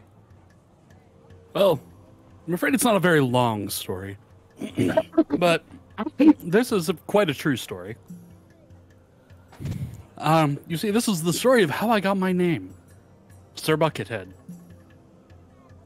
Ah, yes, it must be a good one. A tale told from events long ago, yes? Oh, about a few weeks ago, actually. The dragon's expectations have yet again somehow been lowered. Carry on. You see, I found myself wandering through the desert without a goal. I had just recently awoken, you see. I was just wandering through these desert sands alone when I spotted a town in the distance. And I thought to myself, I should go explore this town. But I realized if I go into the town as I was, it would just cause a scene. For you see, I was naked, in the desert, alone. So I thought I should explore around and see if I could find something to cover myself. Wait, I didn't want to... Wait. Please. This story does not involve any, tooting, correct? No, it does not. Okay, very good. I was just worried. We started, nude, and, Well, you see, nude means something different from me than it does the rest of these people. You see, my order says I'm not allowed to show my head, and you see, I had lost my hat in the desert. Ah, okay, yes, very good. Carry on. Oh, Valentin, I actually just forgot to roll because I was so traumatized. Please, go ahead and make a roll of any type while Sly's telling his story. Carry on, Sly. So, I thought to look around the desert sands to see if I could find something to cover myself, to be decent in town. And eventually, I came across what appeared to be the scene of an old battle. It was, a damaged caravan that had mostly been buried in the sand by now. It had long since been left to rot. And almost everything was destroyed by the sun and the sands, but under one of the wagons, I found a suit of armor. The very suit I'm wearing now. I see, very good. But unfortunately, there was no helmet to go with the suit of armor. And I thought, how could I go into town without a helmet? But then, in the back of one of the wagons, I saw it. A bucket. The bucket was a bit worse for wear. It had several holes in it, unfortunately. But, see, they work perfectly as eye holes. So, using the bucket and some other rags and other detritus that were in the wagons, I was able to fashion appropriate head covering. So I went into the town. But oddly enough, everybody just kept staring at me, like I was odd and out of place. And eventually a guard came up to me and was very curious as to why I was there. He looked me up and down, and was just confused. And I told him, well, you see, I just came from the desert. I've been out there for several days. And he looked shocked and realized, my word, you must have heat stroke. And I said, I have no idea where I am or who I am. So eventually not knowing what else to do, the guards decided to just start calling me Buckethead.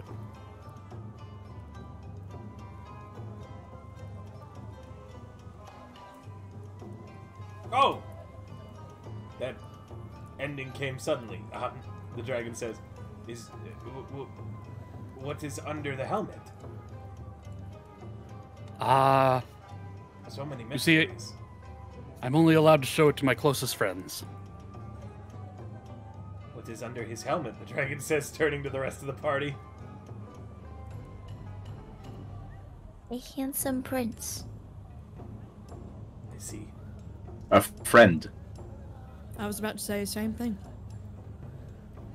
Alright then. Well, I suppose we will now hold a general vote, and well, we'll wait to see what the gods divine, as the dragon says, staring into the camera, as we are going to take a short break. It's going to be a 5-minute break. During this 5-minute break, you are going to be able to vote, because I cannot fit everybody's stories in on every story but Valentin's. The winner of this first poll will then get a second poll directly one-on-one versus Valentin's story. So What? That's unfair. Why am I getting a bye? That doesn't make any sense. Because I know you wouldn't win anyways. Oh, true. And you've also agreed that you would give the prize to Buckethead regardless. So Oh really, my you're the god, easiest 2 one net to put up. 20s. Holy shit. Did Sly nat 20 as well? Oh my It's god. lower than Sarah's. It is lower than Sarah's, but remember that that it was just for how well you told your stories, for maybe a secret little additional reward at the end. So, in the end, Serario is going to win that second reward, it looks like, as there is an... You gotta love how the comic relief both rolled 20s. Yeah, Jesus, you two. Well, you're both the charisma-based characters, too, which is really funny. Regardless, it looks like, in order of best mechanical storyteller to worst, we have Serario sitting as Queen of the Farts, Buckethead in second, Valentin in third, Xandra in fourth, Dee Dee in fifth, and at a respectable last place, rolling a 6 on his history, we have Lloyd. Lloyd standing in front of the classroom, just basically having a lecture about what his story was. It's once again that our wizard, the person who is set up to make intelligence-based checks, and I give every opportunity to roll intelligence-based checks, once again fails an intelligence-based check. He also didn't use his inspiration. He also did not use I his didn't inspiration. think I would need it. It's intelligent. See? He thought Bruh. it wasn't needed. He was aware of it. He Just always actively use chose it. not to- You'll get. You know I what? You'll had get a new plus ones. 7 Coming on from my someone roll, who and I also- still got 4th place. With Coming I from feel 4 like you rolls. take it all the rolls- credit. With 4 Or rolls! also who does Oh not my cast mage armor because he believes he doesn't need it. This is not surprising. know what's I'm a really wizard, funny, not a too? mage. Both are. Oh my god! You shut the hell up with that, you whore. Fucking the Serario and Buckethead also didn't use their inspiration, but both nat 20'd. I Yeah. see now why this party rolls so lowly. They're sucking up all your luck. Luck is not on my Apparently. side, and it makes me very sad. Regardless, that is. Apparently, the dragon just thinks everyone's is a true story except mine. Yeah. Like guy holding up a whole mine. No. All right, so we're gonna be back and we're gonna run this vote. Go ahead, we're taking a 5-minute break, and then the one that wins this goes up against Valentin's. You can vote multiple times. It is dancer points per vote. Poll should be up now, Wait, can we vote for ourselves? of course. I mean, I'm not going to put any vote in.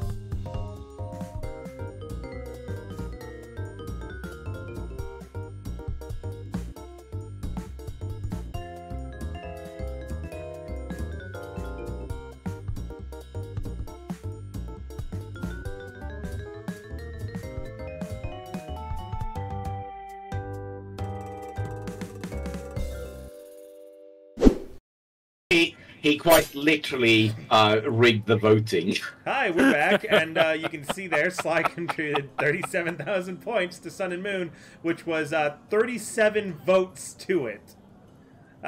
Meaning, in the end, we had actually decided off-screen that Sun and Moon was going to be the victor before it. And as such, the dragon looks to you all and says, "These are all very good stories.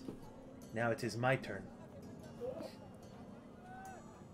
I was not there for this story, as I was yet to be hatched.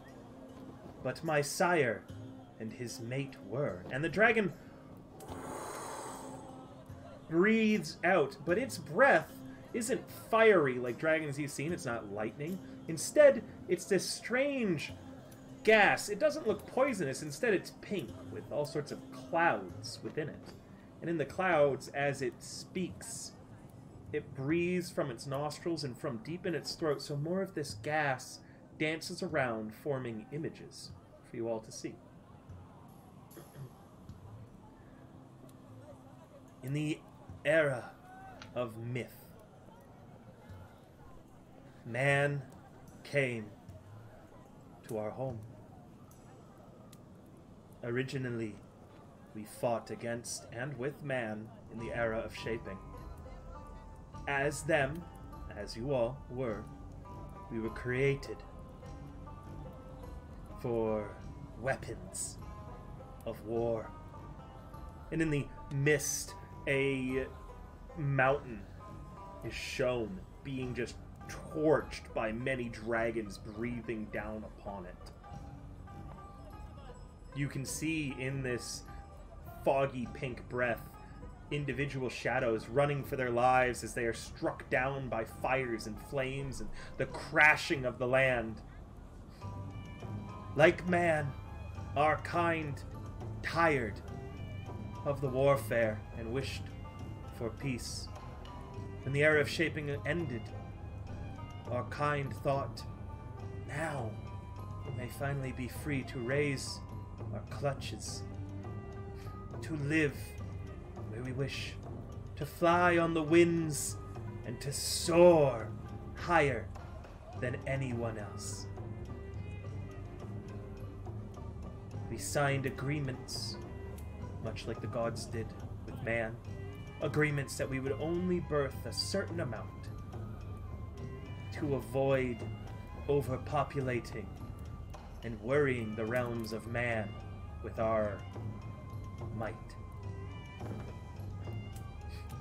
So signed were these accordances, and thus our kind retreated to forgotten areas of the land, areas forever scarred and marked by warfare, deepest of swamps where things never truly die, highest of peaks on which no man could climb, deep, far deep underground, and in places of this battle-scarred desert.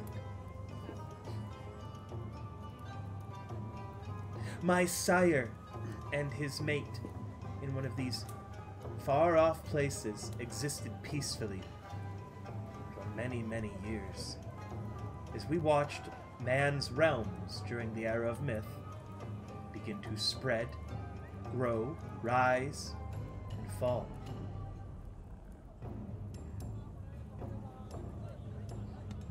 My sire's mate was a silver dragon.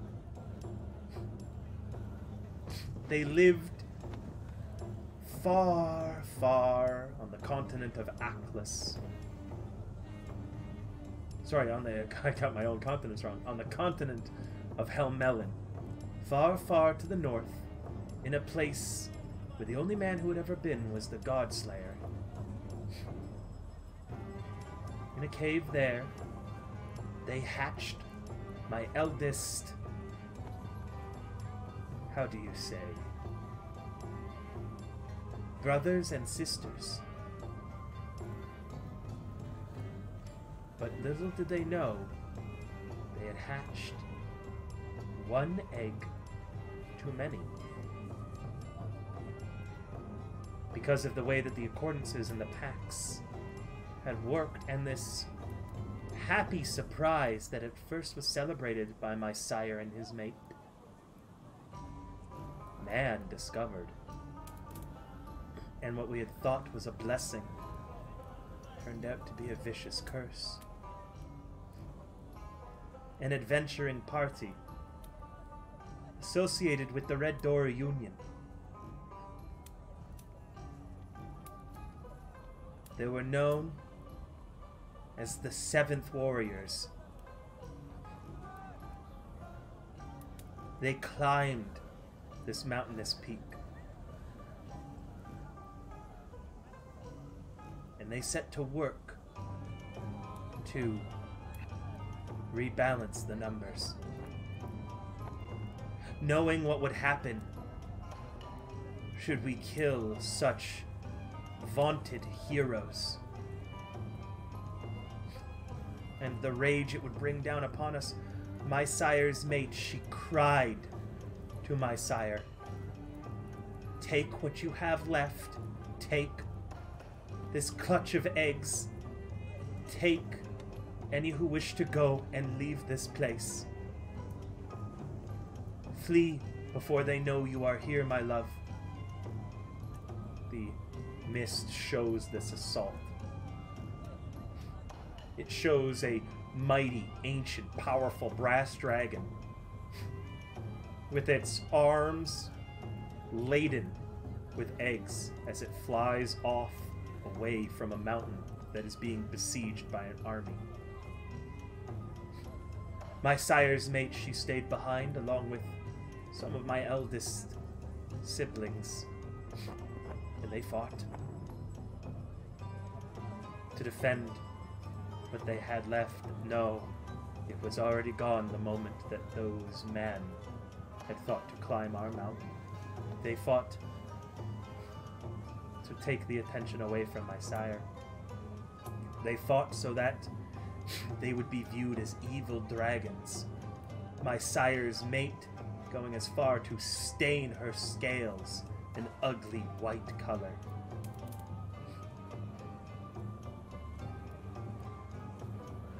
My sire tells me that is where they perished.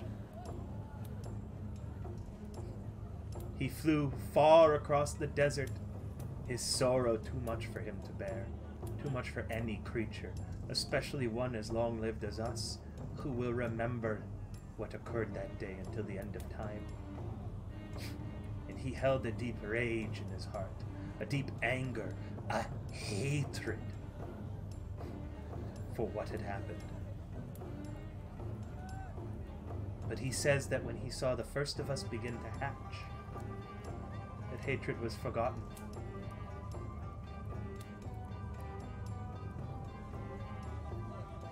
And now, he wishes to set aside, for he knows the pain of losing such loved close ones. He wishes to move on into a new future. One where we can all sit and exchange stories. One where we do not have to live in fear or be afraid that should one unexpected egg could cause such a tragedy. And this is why I am here before you all now. I saw you. I see what you did. How you gave up such important things to yourselves for life. And I tell my sire, I say, now is the time. These are the people, Father, we can finally speak to. These are the people who can pioneer such a future. He called me foolish. He called me young little hatchling. But he let me go to come and speak with you all. And now, I take your stories back to him. Your stories of entertainment, he says, looking at Valentin and Serario. Your stories of your past, he says, looking at Lloyd and Buckethead. Your story of sacrifices and love lost. He looks to Didi and Zandra.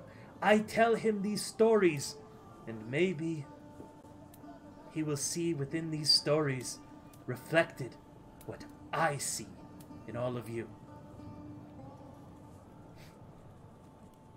Thank you for sharing these with me. And he takes the boots and he holds them out and just places them gently in front of Dee Dee.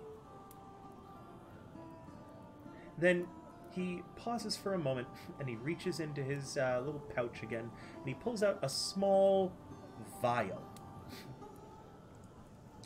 One moment. This is a muddy liquid, which, as he shakes it a little bit, it brings odd little things into view, such as a fish's scale, a cat's claw, or a squirrel's hair. Just little strange things floating in this ugly glass vial. And he puts that in front of Serario. And with a humble distance, he gently nudges it towards her. You can also note he's holding his breath. And with that, Shadecutter says, "Thank you again for your stories, and thank you for listening to my story.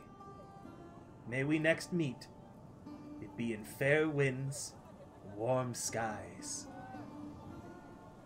The dragon smiles, dips its head low, begins getting to its feet.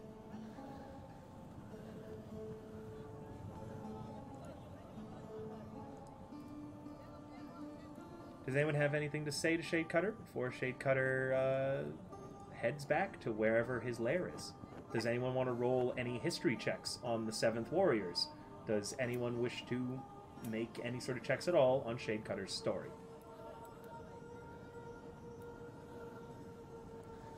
Wish to pet his belly. Do you wish to ask Shadecutter if you could pet his belly? Yes.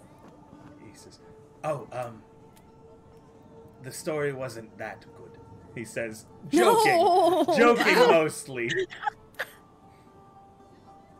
With that, Wow, fucking roasted. There's I'm gonna a- roll a history. I'm gonna roll a history on his story. Sure. Valentin, I know that your character actually likes stories of heroes, correct? Yes. The 7th Warriors are extremely famous. They came to prominence in the era of shaping because everyone in their adventuring party was either the 7th son or 7th daughter of a 7th son. It's why they were called the 7th Warriors. Say that one more time. They were the 7th son or daughter of the 7th son, meaning that each of them comes from a line of where their father was the 7th son in their family. okay. Weird little coincidence between them all that caused them to begin together. Their leader was a half-elf paladin known as Radius Perjor. Radius. He's long since passed away now, but Radius, yes. His spelling of the name doesn't even particularly matter. He's been dead of old age for Did he have a sibling named Diameter? Thank you. Anyway, sorry. But an Iron Maiden reference, and references to a lot of things. Yes, I thought you guys would Yes. appreciate that. Aragon actually takes that from a lot of lore. There is a lot of lore just in all of history about 7th son of a 7th son. But, regardless... That's because 7 is a lucky number. Radius Pajor was very known for being a paladin. He led the 7th Warriors. They were otherwise an unassuming adventuring party at first that rose to just prominence through actions that they took in the era of myth. After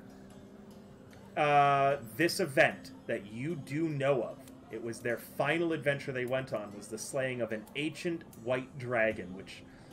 If Shadecutter is to believe, that dragon was actually a silver dragon in disguise. After this, the 7th Warriors disbanded, all of them retiring, as they were getting on in age, and none of them were particularly extremely long-lived races. What's interesting to note is after their retirement, all of them lived quiet, unassuming lives. They had families. They were obviously quite famous. They set themselves up very well. But the Radius Pejor, for instance, was very well known for giving almost all of his funds to charities. He actually lived in a very, very petite home where he was comfortable and happy for the rest of his days. The only thing he kept from his adventuring days was the head of a white dragon. Their very final mission. Regardless, he is credited for extreme philanthropy, as are the other members of the Seventh Warriors. They went out of their way to, in their retirement, while they weren't adventuring anymore, they all committed heroic actions still, where they went and they saved many, many people through natural disasters, diverting with magic, donating extreme funds to at-need communities, founding many orphanages, literature, and education. They were very, very well known after their retirement for these things. Radius Pejor vanished one day, and there is still thought that he, before dying, because surely he must be dead of old age by now, that he went for one last solo adventure and just never came back because he didn't want to.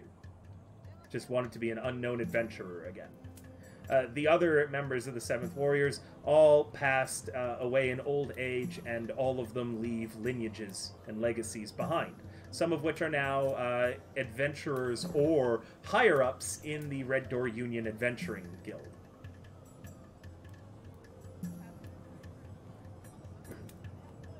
But Radius always kept that head.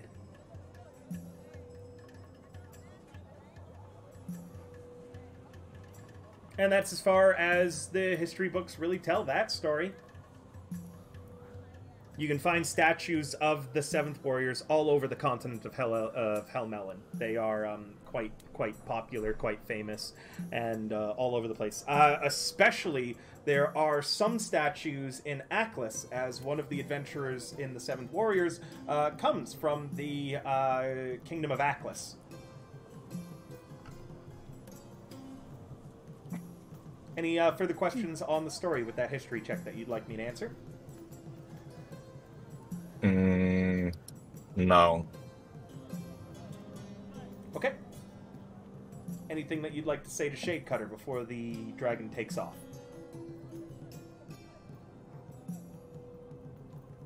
Thank you for Thank you. trusting us as you have. I know it can't have been an easy thing, regardless of the hope that you have for reconnecting. I am the next generation. It is my duty and responsibility, as my sire says, to put aside the pains of the old one. Our memories are long. If we do not find a place to break the chain now, before it becomes too strong, the cycle of hatred would never end.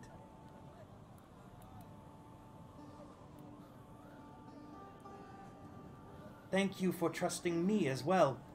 Many others would have attacked on sight at seeing a dragon looking for glory. I knew I was right. I knew I was right, Shade Cutter says. What happened in the past is a tragedy I hope we will never see again.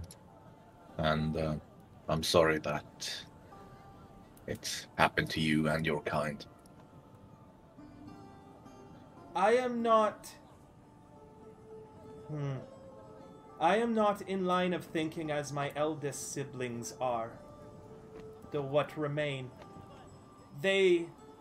Some of them still hold much hatred in their hearts, enough that it dulls their scales and changes the color from the beautiful brass that we all share to a blue, a dark blue. Not all are like me and wish to set it aside, and I am certain you will meet others of my kind that will have no kind words to share. They vilify you in their stories. It will be difficult. But we can do it all together. Because stories unite us all.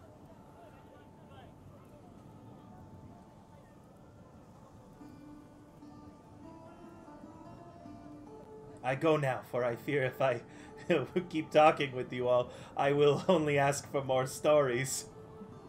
The dragon says, giving a low rumble, as if it were giving a small chuckle.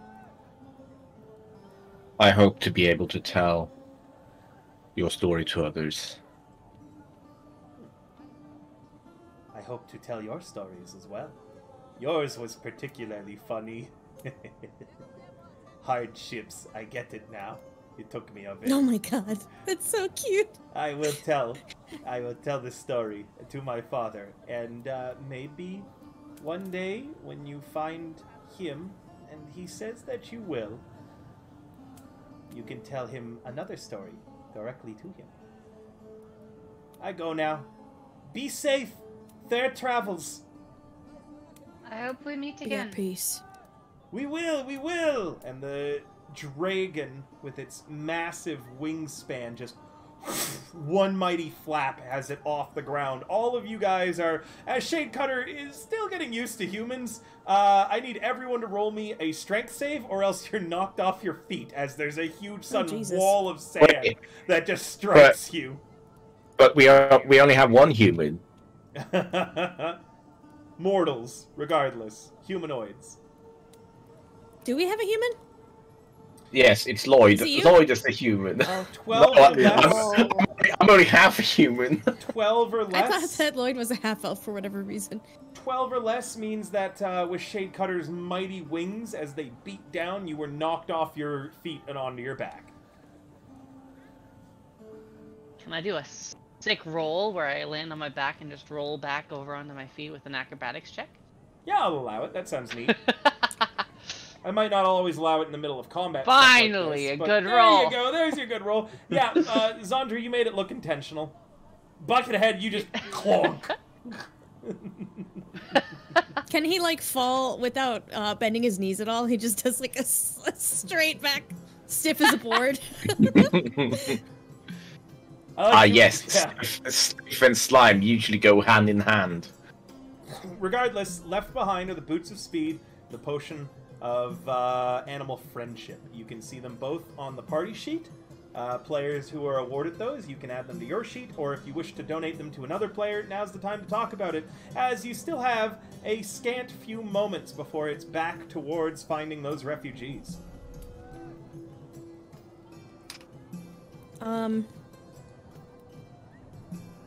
What is Buckethead wearing on his feet? What is well, actually, okay, so this is, I don't know if I should, it's either, I think either I or Buckethead need them the most based off of our movement speed. I need to touch you guys to heal you, so being able to move quickly to your side may not be a bad thing, but I don't know. So what do you think? The reason either of you are good choices. I'd agree to with me, that. Either people are good choices. For me, the biggest thing is you have options for, distant healing if you were to take Healing Word, for instance. I mean, Buckethead could do the same. But so Buckethead needs to be in melee for, his smites and shit. Actually, well, yeah, he needs to do it for his smites, right? So his entire thing is that he needs to be up close to be the most effective. And you can, hang around the back, shoot off ranged spells and so on, with little effort. But like you said, it's good if you're able to move up close and be able to heal and be in the thick of it as well. So Yeah. you having the option of moving in and out of combat is probably a good thing too. Well, You should keep them. Keep the boots. Keep the boots. 37 It's pounds. not bad for you, because, especially, yeah, honestly, that's a really good point. If you're both a spellcaster and someone who does melee, it's really good for you to be able to cast a spell from the back and then get into fights, also get to be able to heal them. Whereas, as a tank, you don't need that movement speed as much. Oh, as that's in the front. that's a line. great Right. point. Once Buckethead is in the melee, he's not going to leave it. So Yeah. I Once he's also in, like he doesn't need my to get around. specific cleric class. Everything is I've got a lot of melee shit. Like it's empowers my melee attacks. just keep For them. zeal. Just keep Okay. them. All right. Metal bar I slipped the sound shoes effects on my when Buckethead tootsies. falls. What? What happened to Buckethead? Just chat. Chat says metal bar sound effects when Buckethead falls. Oh yeah. River, why do I always get shit on in your games? Because you know what? You have such a good, solid core that you're able to take it in stride. At least. Your core is so solid and so good. Yeah, I love your core, man. Oh, Damn. okay. You know what a slime's core is, right? A nucleus? Lime. The and inside the man is the nucleus. I want to watch Nacho Libre, please. Will you guys watch it with me maybe sometime soon? Sure. No? Always. Okay. Sure. Yes. Why not? Cheers. Hey, I do movie nights in my Discord. Maybe we just do that next movie night and you come and join us? Oh, fucking yeah, man. Look, I'm a pro wrestling fan, you know. I love Nacho Libre. All right. Behind the clothes is a man, So- and beneath the man lies the nucleus. Serario, Anyway. are you taking your potion of animal friendship? Very ironic I would roll that on the tables that I rolled on, too, by the way, considering your experience with animals in this campaign so far. Yeah. Alright, so what you're going to do is, beside the combat tracker, you should see 3 dudes hanging out. That's the party sheet. I have it open. You have it open? Yes. On the inventory tab, you should see Potion of Animal Friendship. Click the Yes. dragon head beside it, drag and drop it into the inventory tab on your character sheet. And then Drag and drop equip the it. balls. Dee Dee, you are unable to attune to your Boots of Speed right now because they do require attunement. That takes an hour of focusing on them, and they will meld to be the form and shape of your choosing. They will very clearly still look magical, though, even from a distance, as a note. Obviously, they've got to be cowboy boots. I can't go any other way. Cowdoy. Cowdoy. Cowboy. I'm a cowboy, baby. Oh. Watch them be more cursed items. No. No. Hey, yeah, I mean, if the dragon wanted to trick you and fool you into a cursed item for boots, you can. They're boots of speed, meaning that you always have to be moving, you know? They're boots of speed, but also you need to send feet pics. We got enough of those today, thanks to you, Sarah, I think. Down. Alright. With that, you guys all pack up your bags. You move on. The rest of the days of travel throughout the desert are uneventful until you reach the refugees. Oh god, already? Oh shit. I'm not mentally prepared for them. We could wrap up now. We have 30 minutes of normal time left, but this scene shouldn't take too long to at least lead into it. The players would rather. Yeah, let's get to the refugees first. Okay? Mm-hmm. By now, Dee Dee, you will have attuned to your boots of speed, so you can describe what they look like. They look like cowboy boots. But like a sheriff's boots in a spaghetti western. They've got spurs on the back. And they clink very gently when she walks. Cool, you have to click the spurs together to activate its effect. Yep.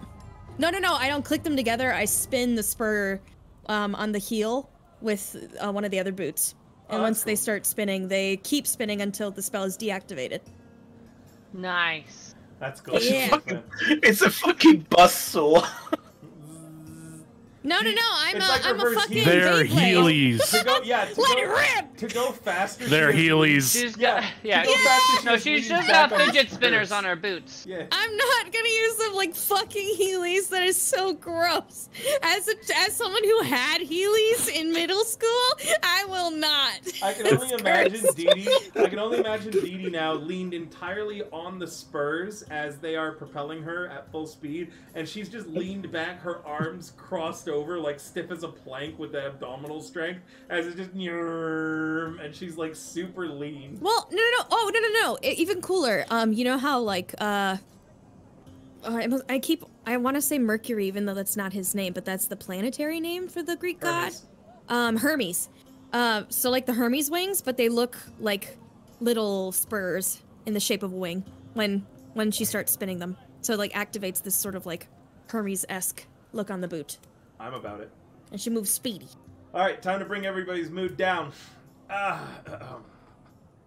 You sound so excited. There are some rockier plateaus here, similar to what you'd seen in the Blood Sands, and a quick cursory search of the area reveals the refugee camp very quickly, as well as the bodies that still remain. Stood in front of the refugee camp and leaning on what remains of a battle axe that's been clearly cloven in half is a dwarf. He looks to still be alive as you all approach. The dwarf's eyes are bloodshot. His beard is covered in sand. You can see his ribs. His clothing hangs off of him on rags. This man has clearly not had any food or water in quite some amount of time. As he sees you all approaching, he hollers back into the cavern, more of a hole in the plateau. This, in Dwarvish. Lloyd, you're the only one to understand it. Oh, great. His voice is cracked and broken as he tries to shout in Dwarvish. You can see that there is a second dwarf that was originally on guard as well, but is currently laying face down in the sand, partially covered and claimed now by the desert. He wields his battle axe, Lloyd, and is staggering towards you with it held at the ready, but there's not enough of even a head on the axe left to be a threat. I'm gonna say back in Dwarvish, we mean no harm. Roll me a persuasion. Persuasion. What's your billing zip code, babe? Valtria, before anything else is said, we can hear you right now. Thank you. No worries. I heard something that could be a doxing. Okay, well, you're fine. Please just respiration. No, you see, that's what she was saying to the dwarf. Lloyd, he staggers towards you, and you're not certain if it's because of what you said or he just ran out of energy, but by the time he reaches your group, the battle axe slips from his fingers, he drops to his knees, and then unceremoniously, face down in the sand. Is he alive? I don't know, roll me a medicine. If you want to lean down and check. Sandra will walk up and we'll check him really fast as well. Oh my god, it was almost a 19. The two dumbest members of the party. Neither of you detect that he's breathing. Oh shit, wait. This is my whole jam. Wait, This is don't your I whole also? jam. Yeah. Boop. Out of my way. Oh my god, I'm 4, dude! That's fine. A 10. It's still higher than your scores! Yeah, a 10 That's is enough fine. to pass this.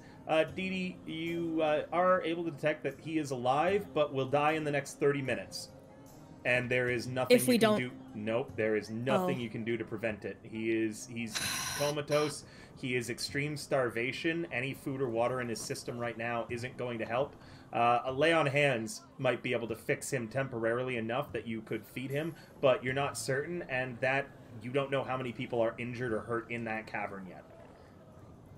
I don't know rightly what we can do for him. He's pretty far gone. Magic will maybe temporarily keep him alive, but this level of malnourishment and starvation, it's... Even magic can't fix some things. If only your roll was higher, you might have been able to confirm or deny if magic was helpful. I'm rushing into the cavern. You rush into the cavern, and almost immediately, I need you to roll me a Constitution saving throw. The smell in here is unfathomably horrid. Do I have prestidigitation? I will go in with him. Oh, whoops! I don't know why I rolled a history, but not 20 on the history. Oh, But God. I would say Well, shame. Valentin, with that nat 20, with that history, you can already spot, just from the scarring around the area, the way that that guy's axe was shattered. It is 100% clear that the Mirror Man and the Svellish came through here. Ugh. Well, I throw up. Yeah, you feel awful, and by the time that you're able to finish, you can get a better look around when your eye has adjusted to the light, unless you, of course, do the eye patch swapping thing I know you tend to do. Yeah. I mean, I I'll got go dark in vision. with Valentin Oh yeah, as you do have well. dark vision. Yeah, okay, you're going in with Valentin as well. You don't need a con save. In fact, you're kind of used to this smell. It feels familiar. It smells... I don't have a nose. No, you can still sense this. It smells good to you. This Oh god. scent of blood and iron and death and fighting and people being in this state. For whatever reason, Buckethead, it's a familiar scent to you. Not one that you have any unfamiliarities with. Zandra, if you head in as well, this is also I a will. scent that you are familiar with. Do I need a con save, even though I'm familiar with it? no? No, you do not. And you'll have to give me a moment. My neighbors are fighting right outside my door. Yeah, that.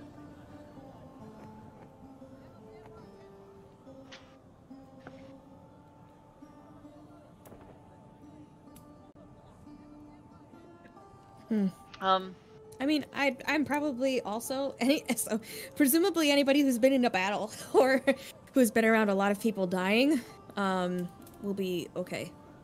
I would think maybe it makes me a little sick, but I probably will be able to stomach most of it. God. I'm not sure what we can say. Yeah. This is truly horrendous. Lloyd, what did that man say before he died? He just said they're back and to arms. He was thinking we were attackers, the people that did this to them, I guess. Well, we Wait, saw did we that just leave axe. him outside? It looked an awful lot like those Fellish people. Can you call to them and say that we are not here to hurt them? That we're a different party? If he called out in Dwarvish, someone else in there might understand Dwarvish, and I prefer that they. I don't want anybody in this state to have to agonize over trying to fight. What it's if not right. we, while he's doing that, why don't you produce some water for them? Yep, Kind of show the friendly hand. I do that. Do we have anything to put the water in? Well, Please. actually, if it's dark in here, I don't know if it's dark. I'll quantifier. If it's dark in here, Zandra will cast light.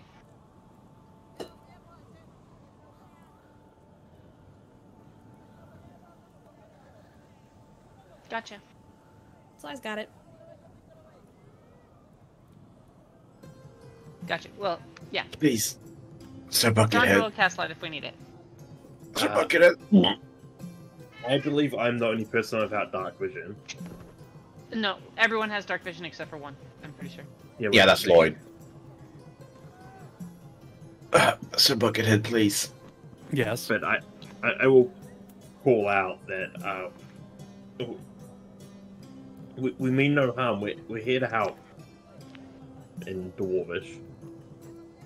Can you tell them that we've got water and medical supplies? Do we have medical supplies? We've got something. We've got medical people, medical personnel. As far as I'm concerned, you and I are the best medical supplies these people are gonna get. Sir Buckethead, We- please. What? The man. Speak. Say The- that again. The man on the ground outside. You want me to try healing him? Can you ease his suffering? Worst case scenario. Maybe we can get some information out from him. Can you? We should also bring him into the shade.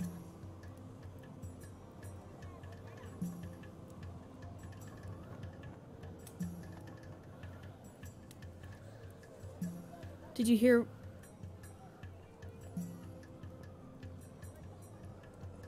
Did you hear, or did the survivors hear what Lloyd said?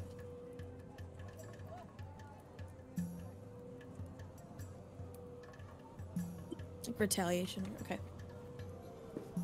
Okay.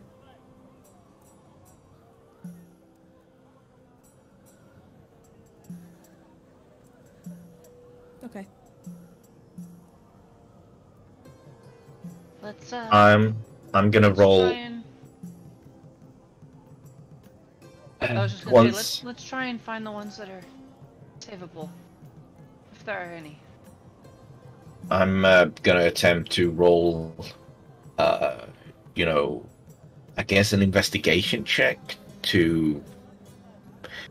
It would be either investigation or medicine to figure out which ones are, at the very least, alive, right?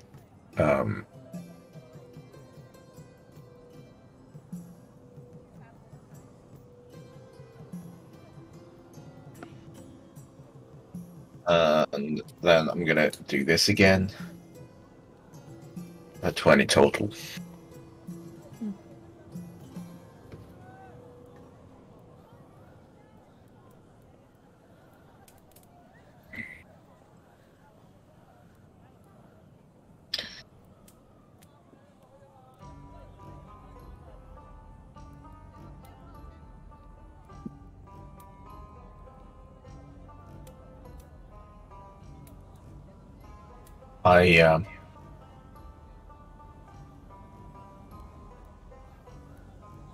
Once we finish doing whatever rounds we're doing,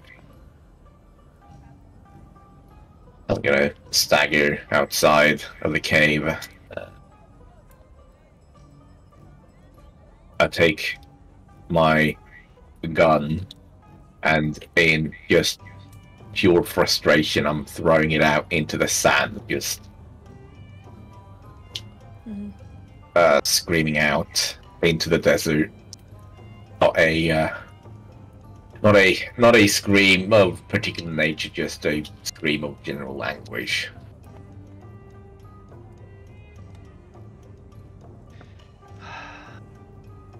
In as like non-condescending a way as possible, because this feels like a condescending action, but it's Dee Dee comes over and like pats you on the back. You can tell that the gesture is intended to make you feel like you're not alone. I am returned. I'm sorry about that. As far as I can tell, they do this all the time. The couple upstairs, they must hate each other because they fight constantly, and one of them pitched all of the other guy's stuff over their balcony, meaning it landed right in front of my window. And my free cats, stuff. my cats are not great with loud noises and screams and stuff like that. 8-Bit got... One of the reasons we think that 8-Bit got sick in the first place was because of these people upstairs. I've made multiple complaints about them, but... Well, that's for another thing to deal with. For now, this cavern. The cave is small, it is narrow, and it is cramped, and it does not suit the amount of bodies in here. Unwashed, uncleaned, and clearly, much like the others, with no food and no water, are dwarves, humans, gnomes, and even elemental gem dragonborn. Scattered about. Most... Yes. Go ahead. Most very obviously perished. As in, before you guys could have conceivably done anything, maybe a week ago. The rest, far too weak to carry any of the bodies out and make the place more livable. They live in squalor. They live in horrid conditions.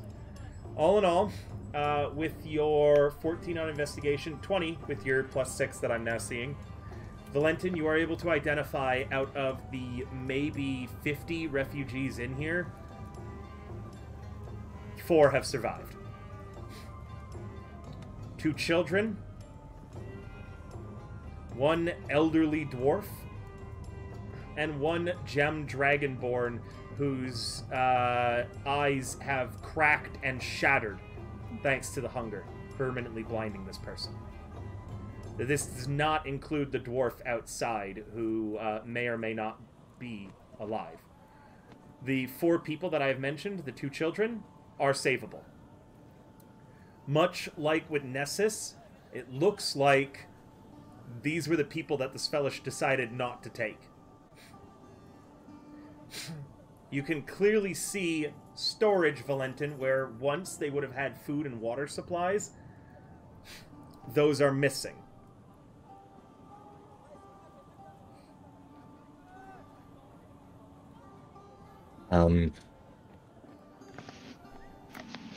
How long ago does it seem like whatever happened here happened? Significantly. It seems like the initial attack that would have lost them their supplies and taken the people capable of getting more would have happened about 2 to 3 weeks ago when you guys were in the Blood Sands. The last few holdouts, such as the guy outside who's covered in sand, he likely died only 3 days ago when you guys were pursuing the villagers of Nessus. Mm-hmm. The remainder have been holding on, very clearly, but the majority of people here passed away long before you could have helped. We're gonna... Buckethead and I probably pretty quickly start administering aid to these people. Roll me giving medicines. them water. Okay. I assume that you are casting spells as well to assist with the aiding, so you have advantage on this. I need to know, though, if you are spending resources on the guy outside, there might not be enough resources for the people inside still. I'm not gonna help the guy outside because I'm pretty sure. Yeah, 22.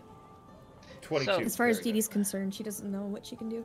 Buckethead, So are you I- helping the I- guy outside? Yes, so I'm at least going to try to make him comfortable. Okay, good to know. Zandra, I hear you speaking.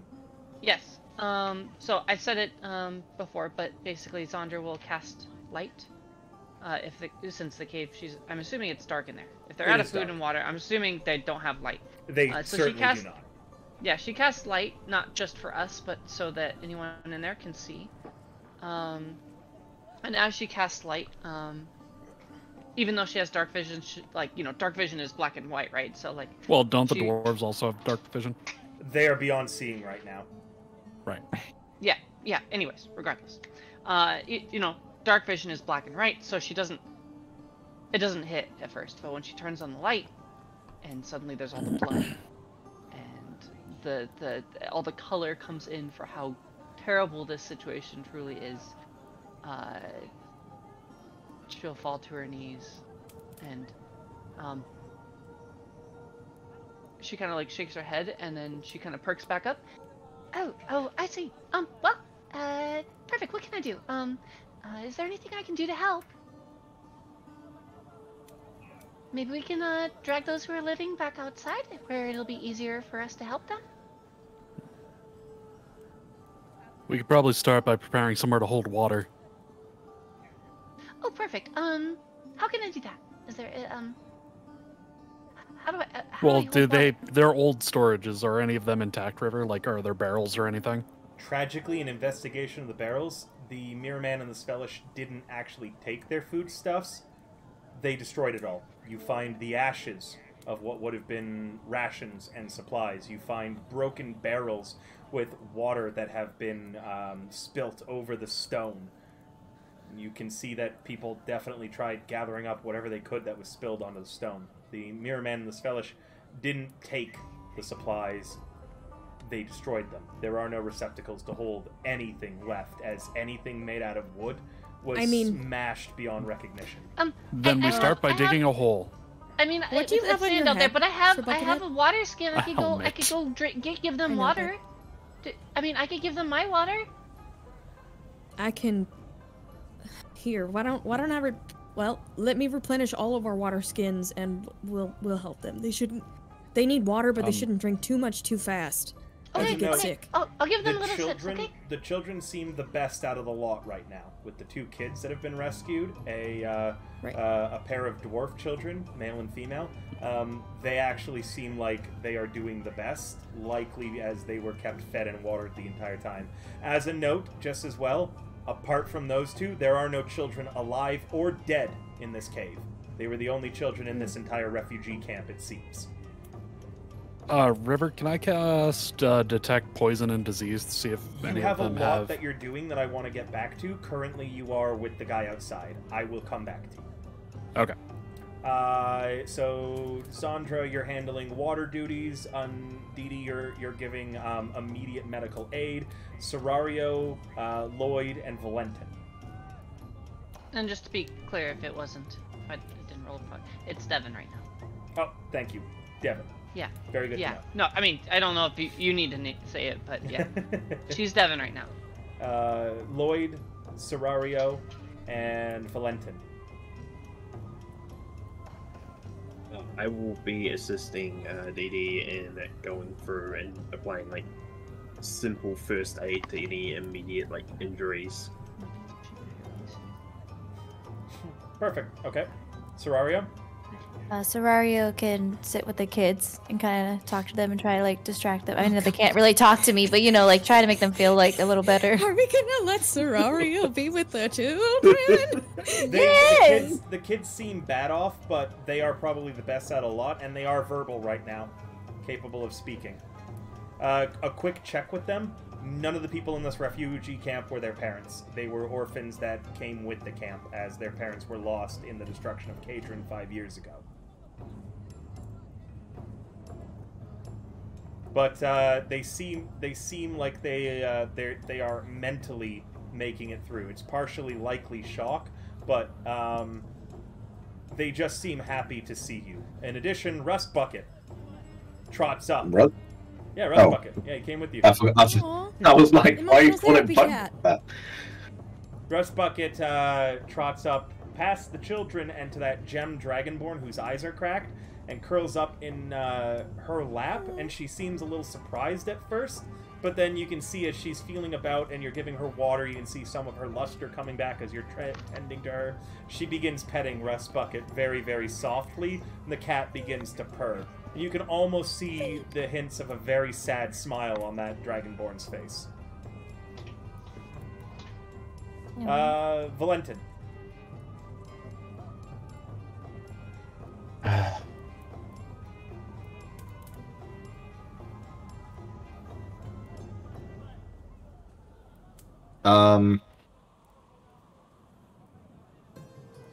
Well, I kind of sheepishly go and retrieve my pistol from the sands.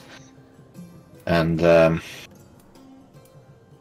I walk back and I'm going to assist Sir Buckethead with whatever he's doing for this guy outside. I got a healer's kit, so whatever I can do to ease this man's suffering, or perhaps... Kit on you right now? I have a healer's kit on me, yeah. Okay. Sir Buckethead. The main decider here, whether he lives or dies or not, is going to be your lay on hands. Yeah. Oh, shit.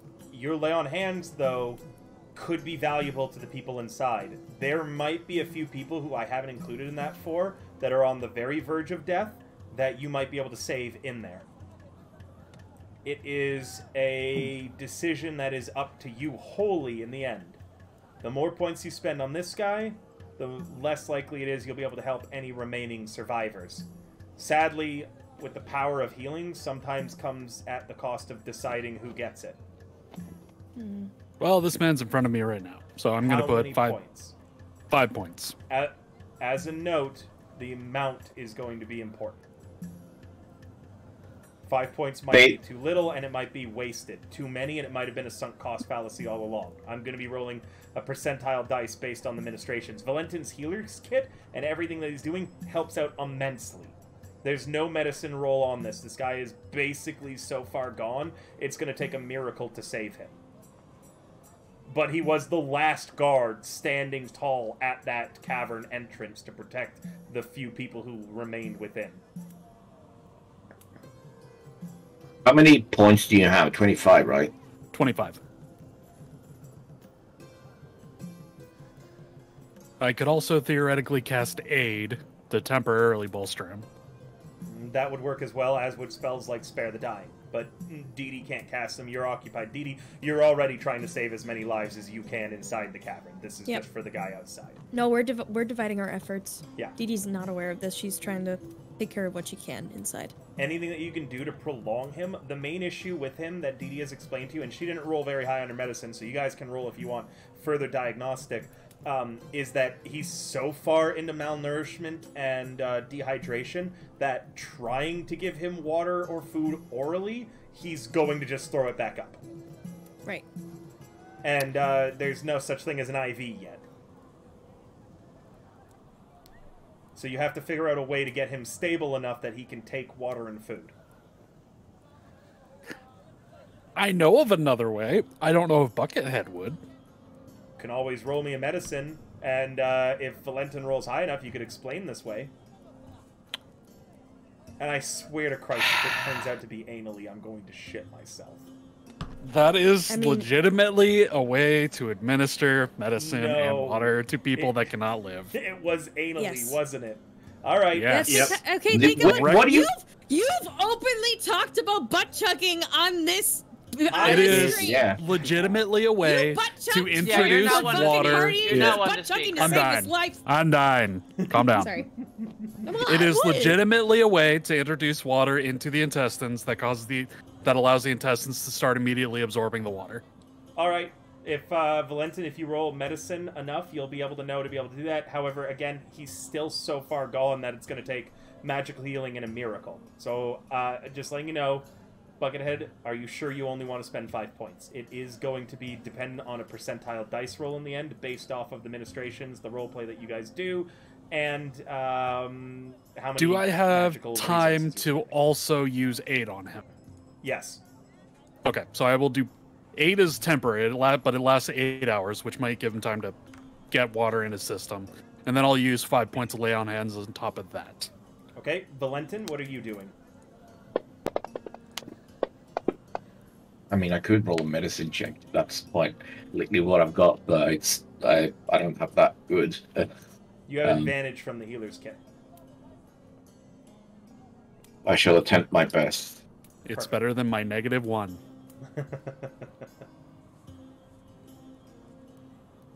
That's an 11. An 11 is respectable. 5 points of healing. Aid gives how many temporary hit points? 5. Technically, it says I can choose up to 3 creatures within range and give 5 to each.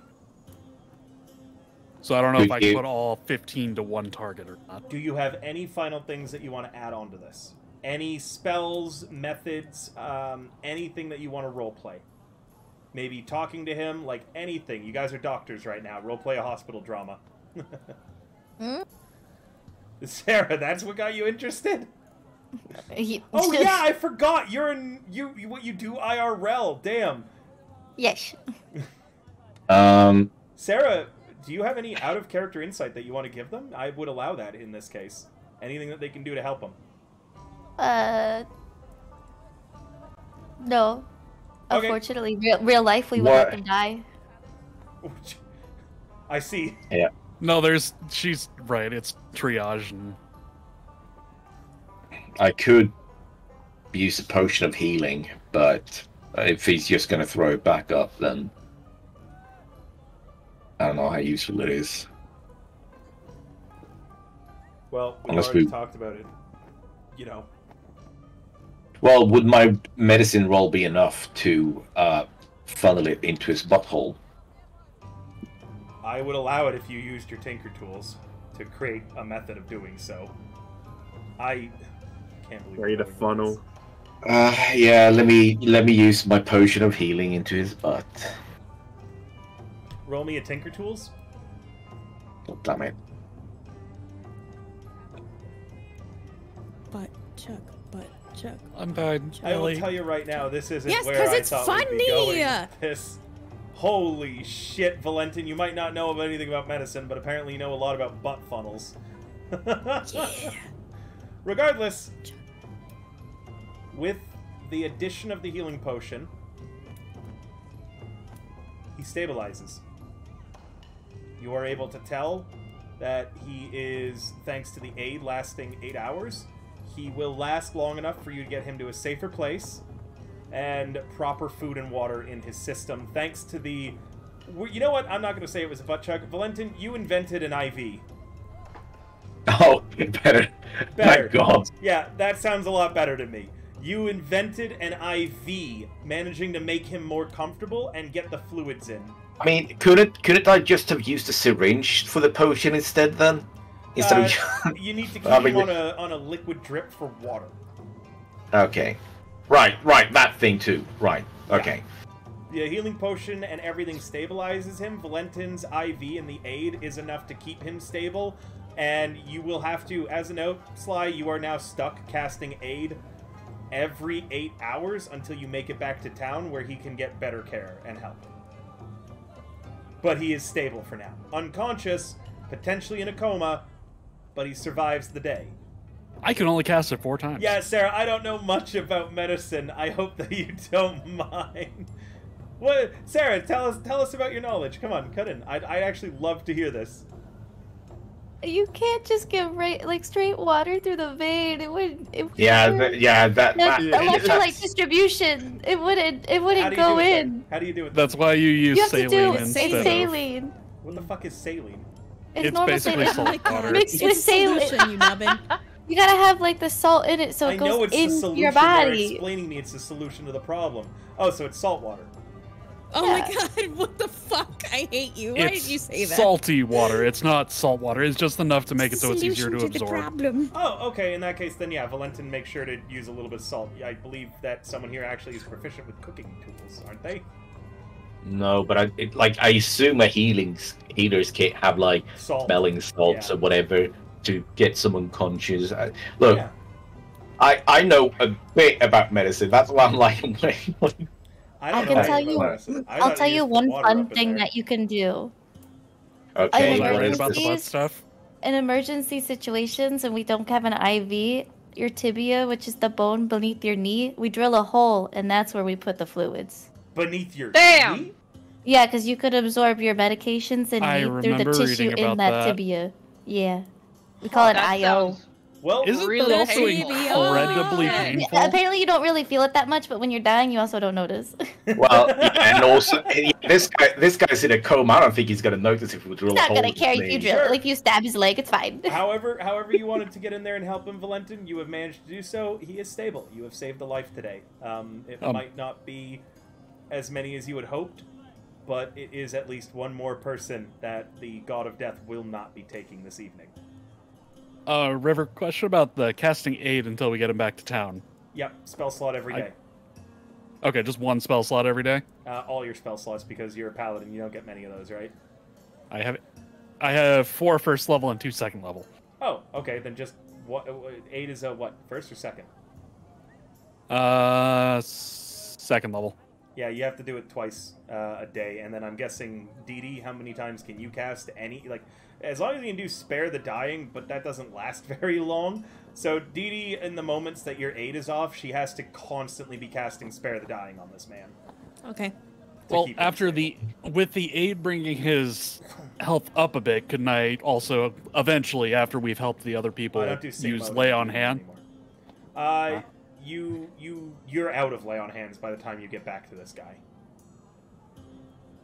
I mean, every day. Well, I meant on the next day. Yeah, every day you kind of bolster him a little bit. Yeah, he's got to get better in steps and not all at once. No, sorry, I don't do Sing mode in D&D anymore. If a mod can refund his points, I'd be greatly appreciative. Honestly, I'm probably going to get rid of that redeem entirely. I'm sorry, Waka. We don't have a lot of the fun redeems right now because I'm preparing for my 2.0. Regardless, in total, with the rest of your lay on hands, Dee Dee, I'm guessing you're burning all your spell slots today. Yep. Okay. I mean, I've got a bunch of first level spell slots, and then after that I can cast everything up a level.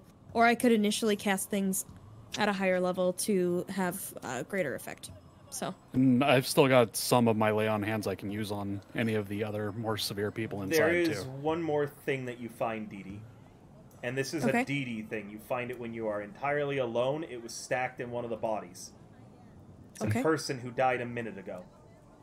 Do you have access to the spell Revivify? No, It's not a, right now. it's a third level. Yeah. You should. Like, you're unless I level can 5. pray for it Yeah. now. You actually normally you do have access to it normally, and you have the resources to cast it. But the thing is, you didn't prepare it today, and as such, Why would although- I know to prepare for That's the thing. That's the thing. You didn't. There's nothing that you could have done, but Yep. you do see That's where this the cookie person. crumbles, man. Yep. You can go ahead and roleplay how that affects you later on, as you did find someone that if you had Revivify and were willing to sacrifice the gold cost to do so, you could have saved. Are they pregnant? They are not. No. I'm not Okay, gonna, Jesus, that's I'm what not I assumed. going That would make me really sad. Tragic. I'm not gonna gut punch you that badly. Jesus, I'm not a I don't monster. know, man. Holy I mean, Have your moments. that is definitely what you usually do. Yeah, I do gut punch pretty hard, but not in this case. But regardless, in the end, the 4 people that in the cavern, the 1 person outside, and with the expenditure of spell slots, medical expertise, and Valentin's tricky idea involving either a saline solution or getting into the tibia. Where the hell is the tibia anyways? I don't want to know yet. You guys managed to rescue an additional 3 people, for a total of 8 people saved. The only problem is you don't really have the resources to get there and back until on the horizon you see, crossing a dune, a familiar-looking axebeak with 2 What the saddlebags. No. No way. He's back! No. Sarah has the opportunity to actually be his friend. The axebeak looks at Sarah. I came to finish the job. Goes to the attack. The axebeak looks at your group as it crosses, the sun setting behind its back. It locks its eyes with Valentin and it goes, "Rah," and it begins running towards him. Oh shit. Oh my god. When it gets there, Valentin, it bumps into you with its head and nuzzles you. Oh. The fuck. The axebeak still has all the rations it ran away with, providing more than enough for you to get people back, and a good method of transport for the incredibly injured people. I can just gaslight them into walking with suggestion. It'll be fine. Oh, and Oh, Serario, anytime that you glance over towards what was his name?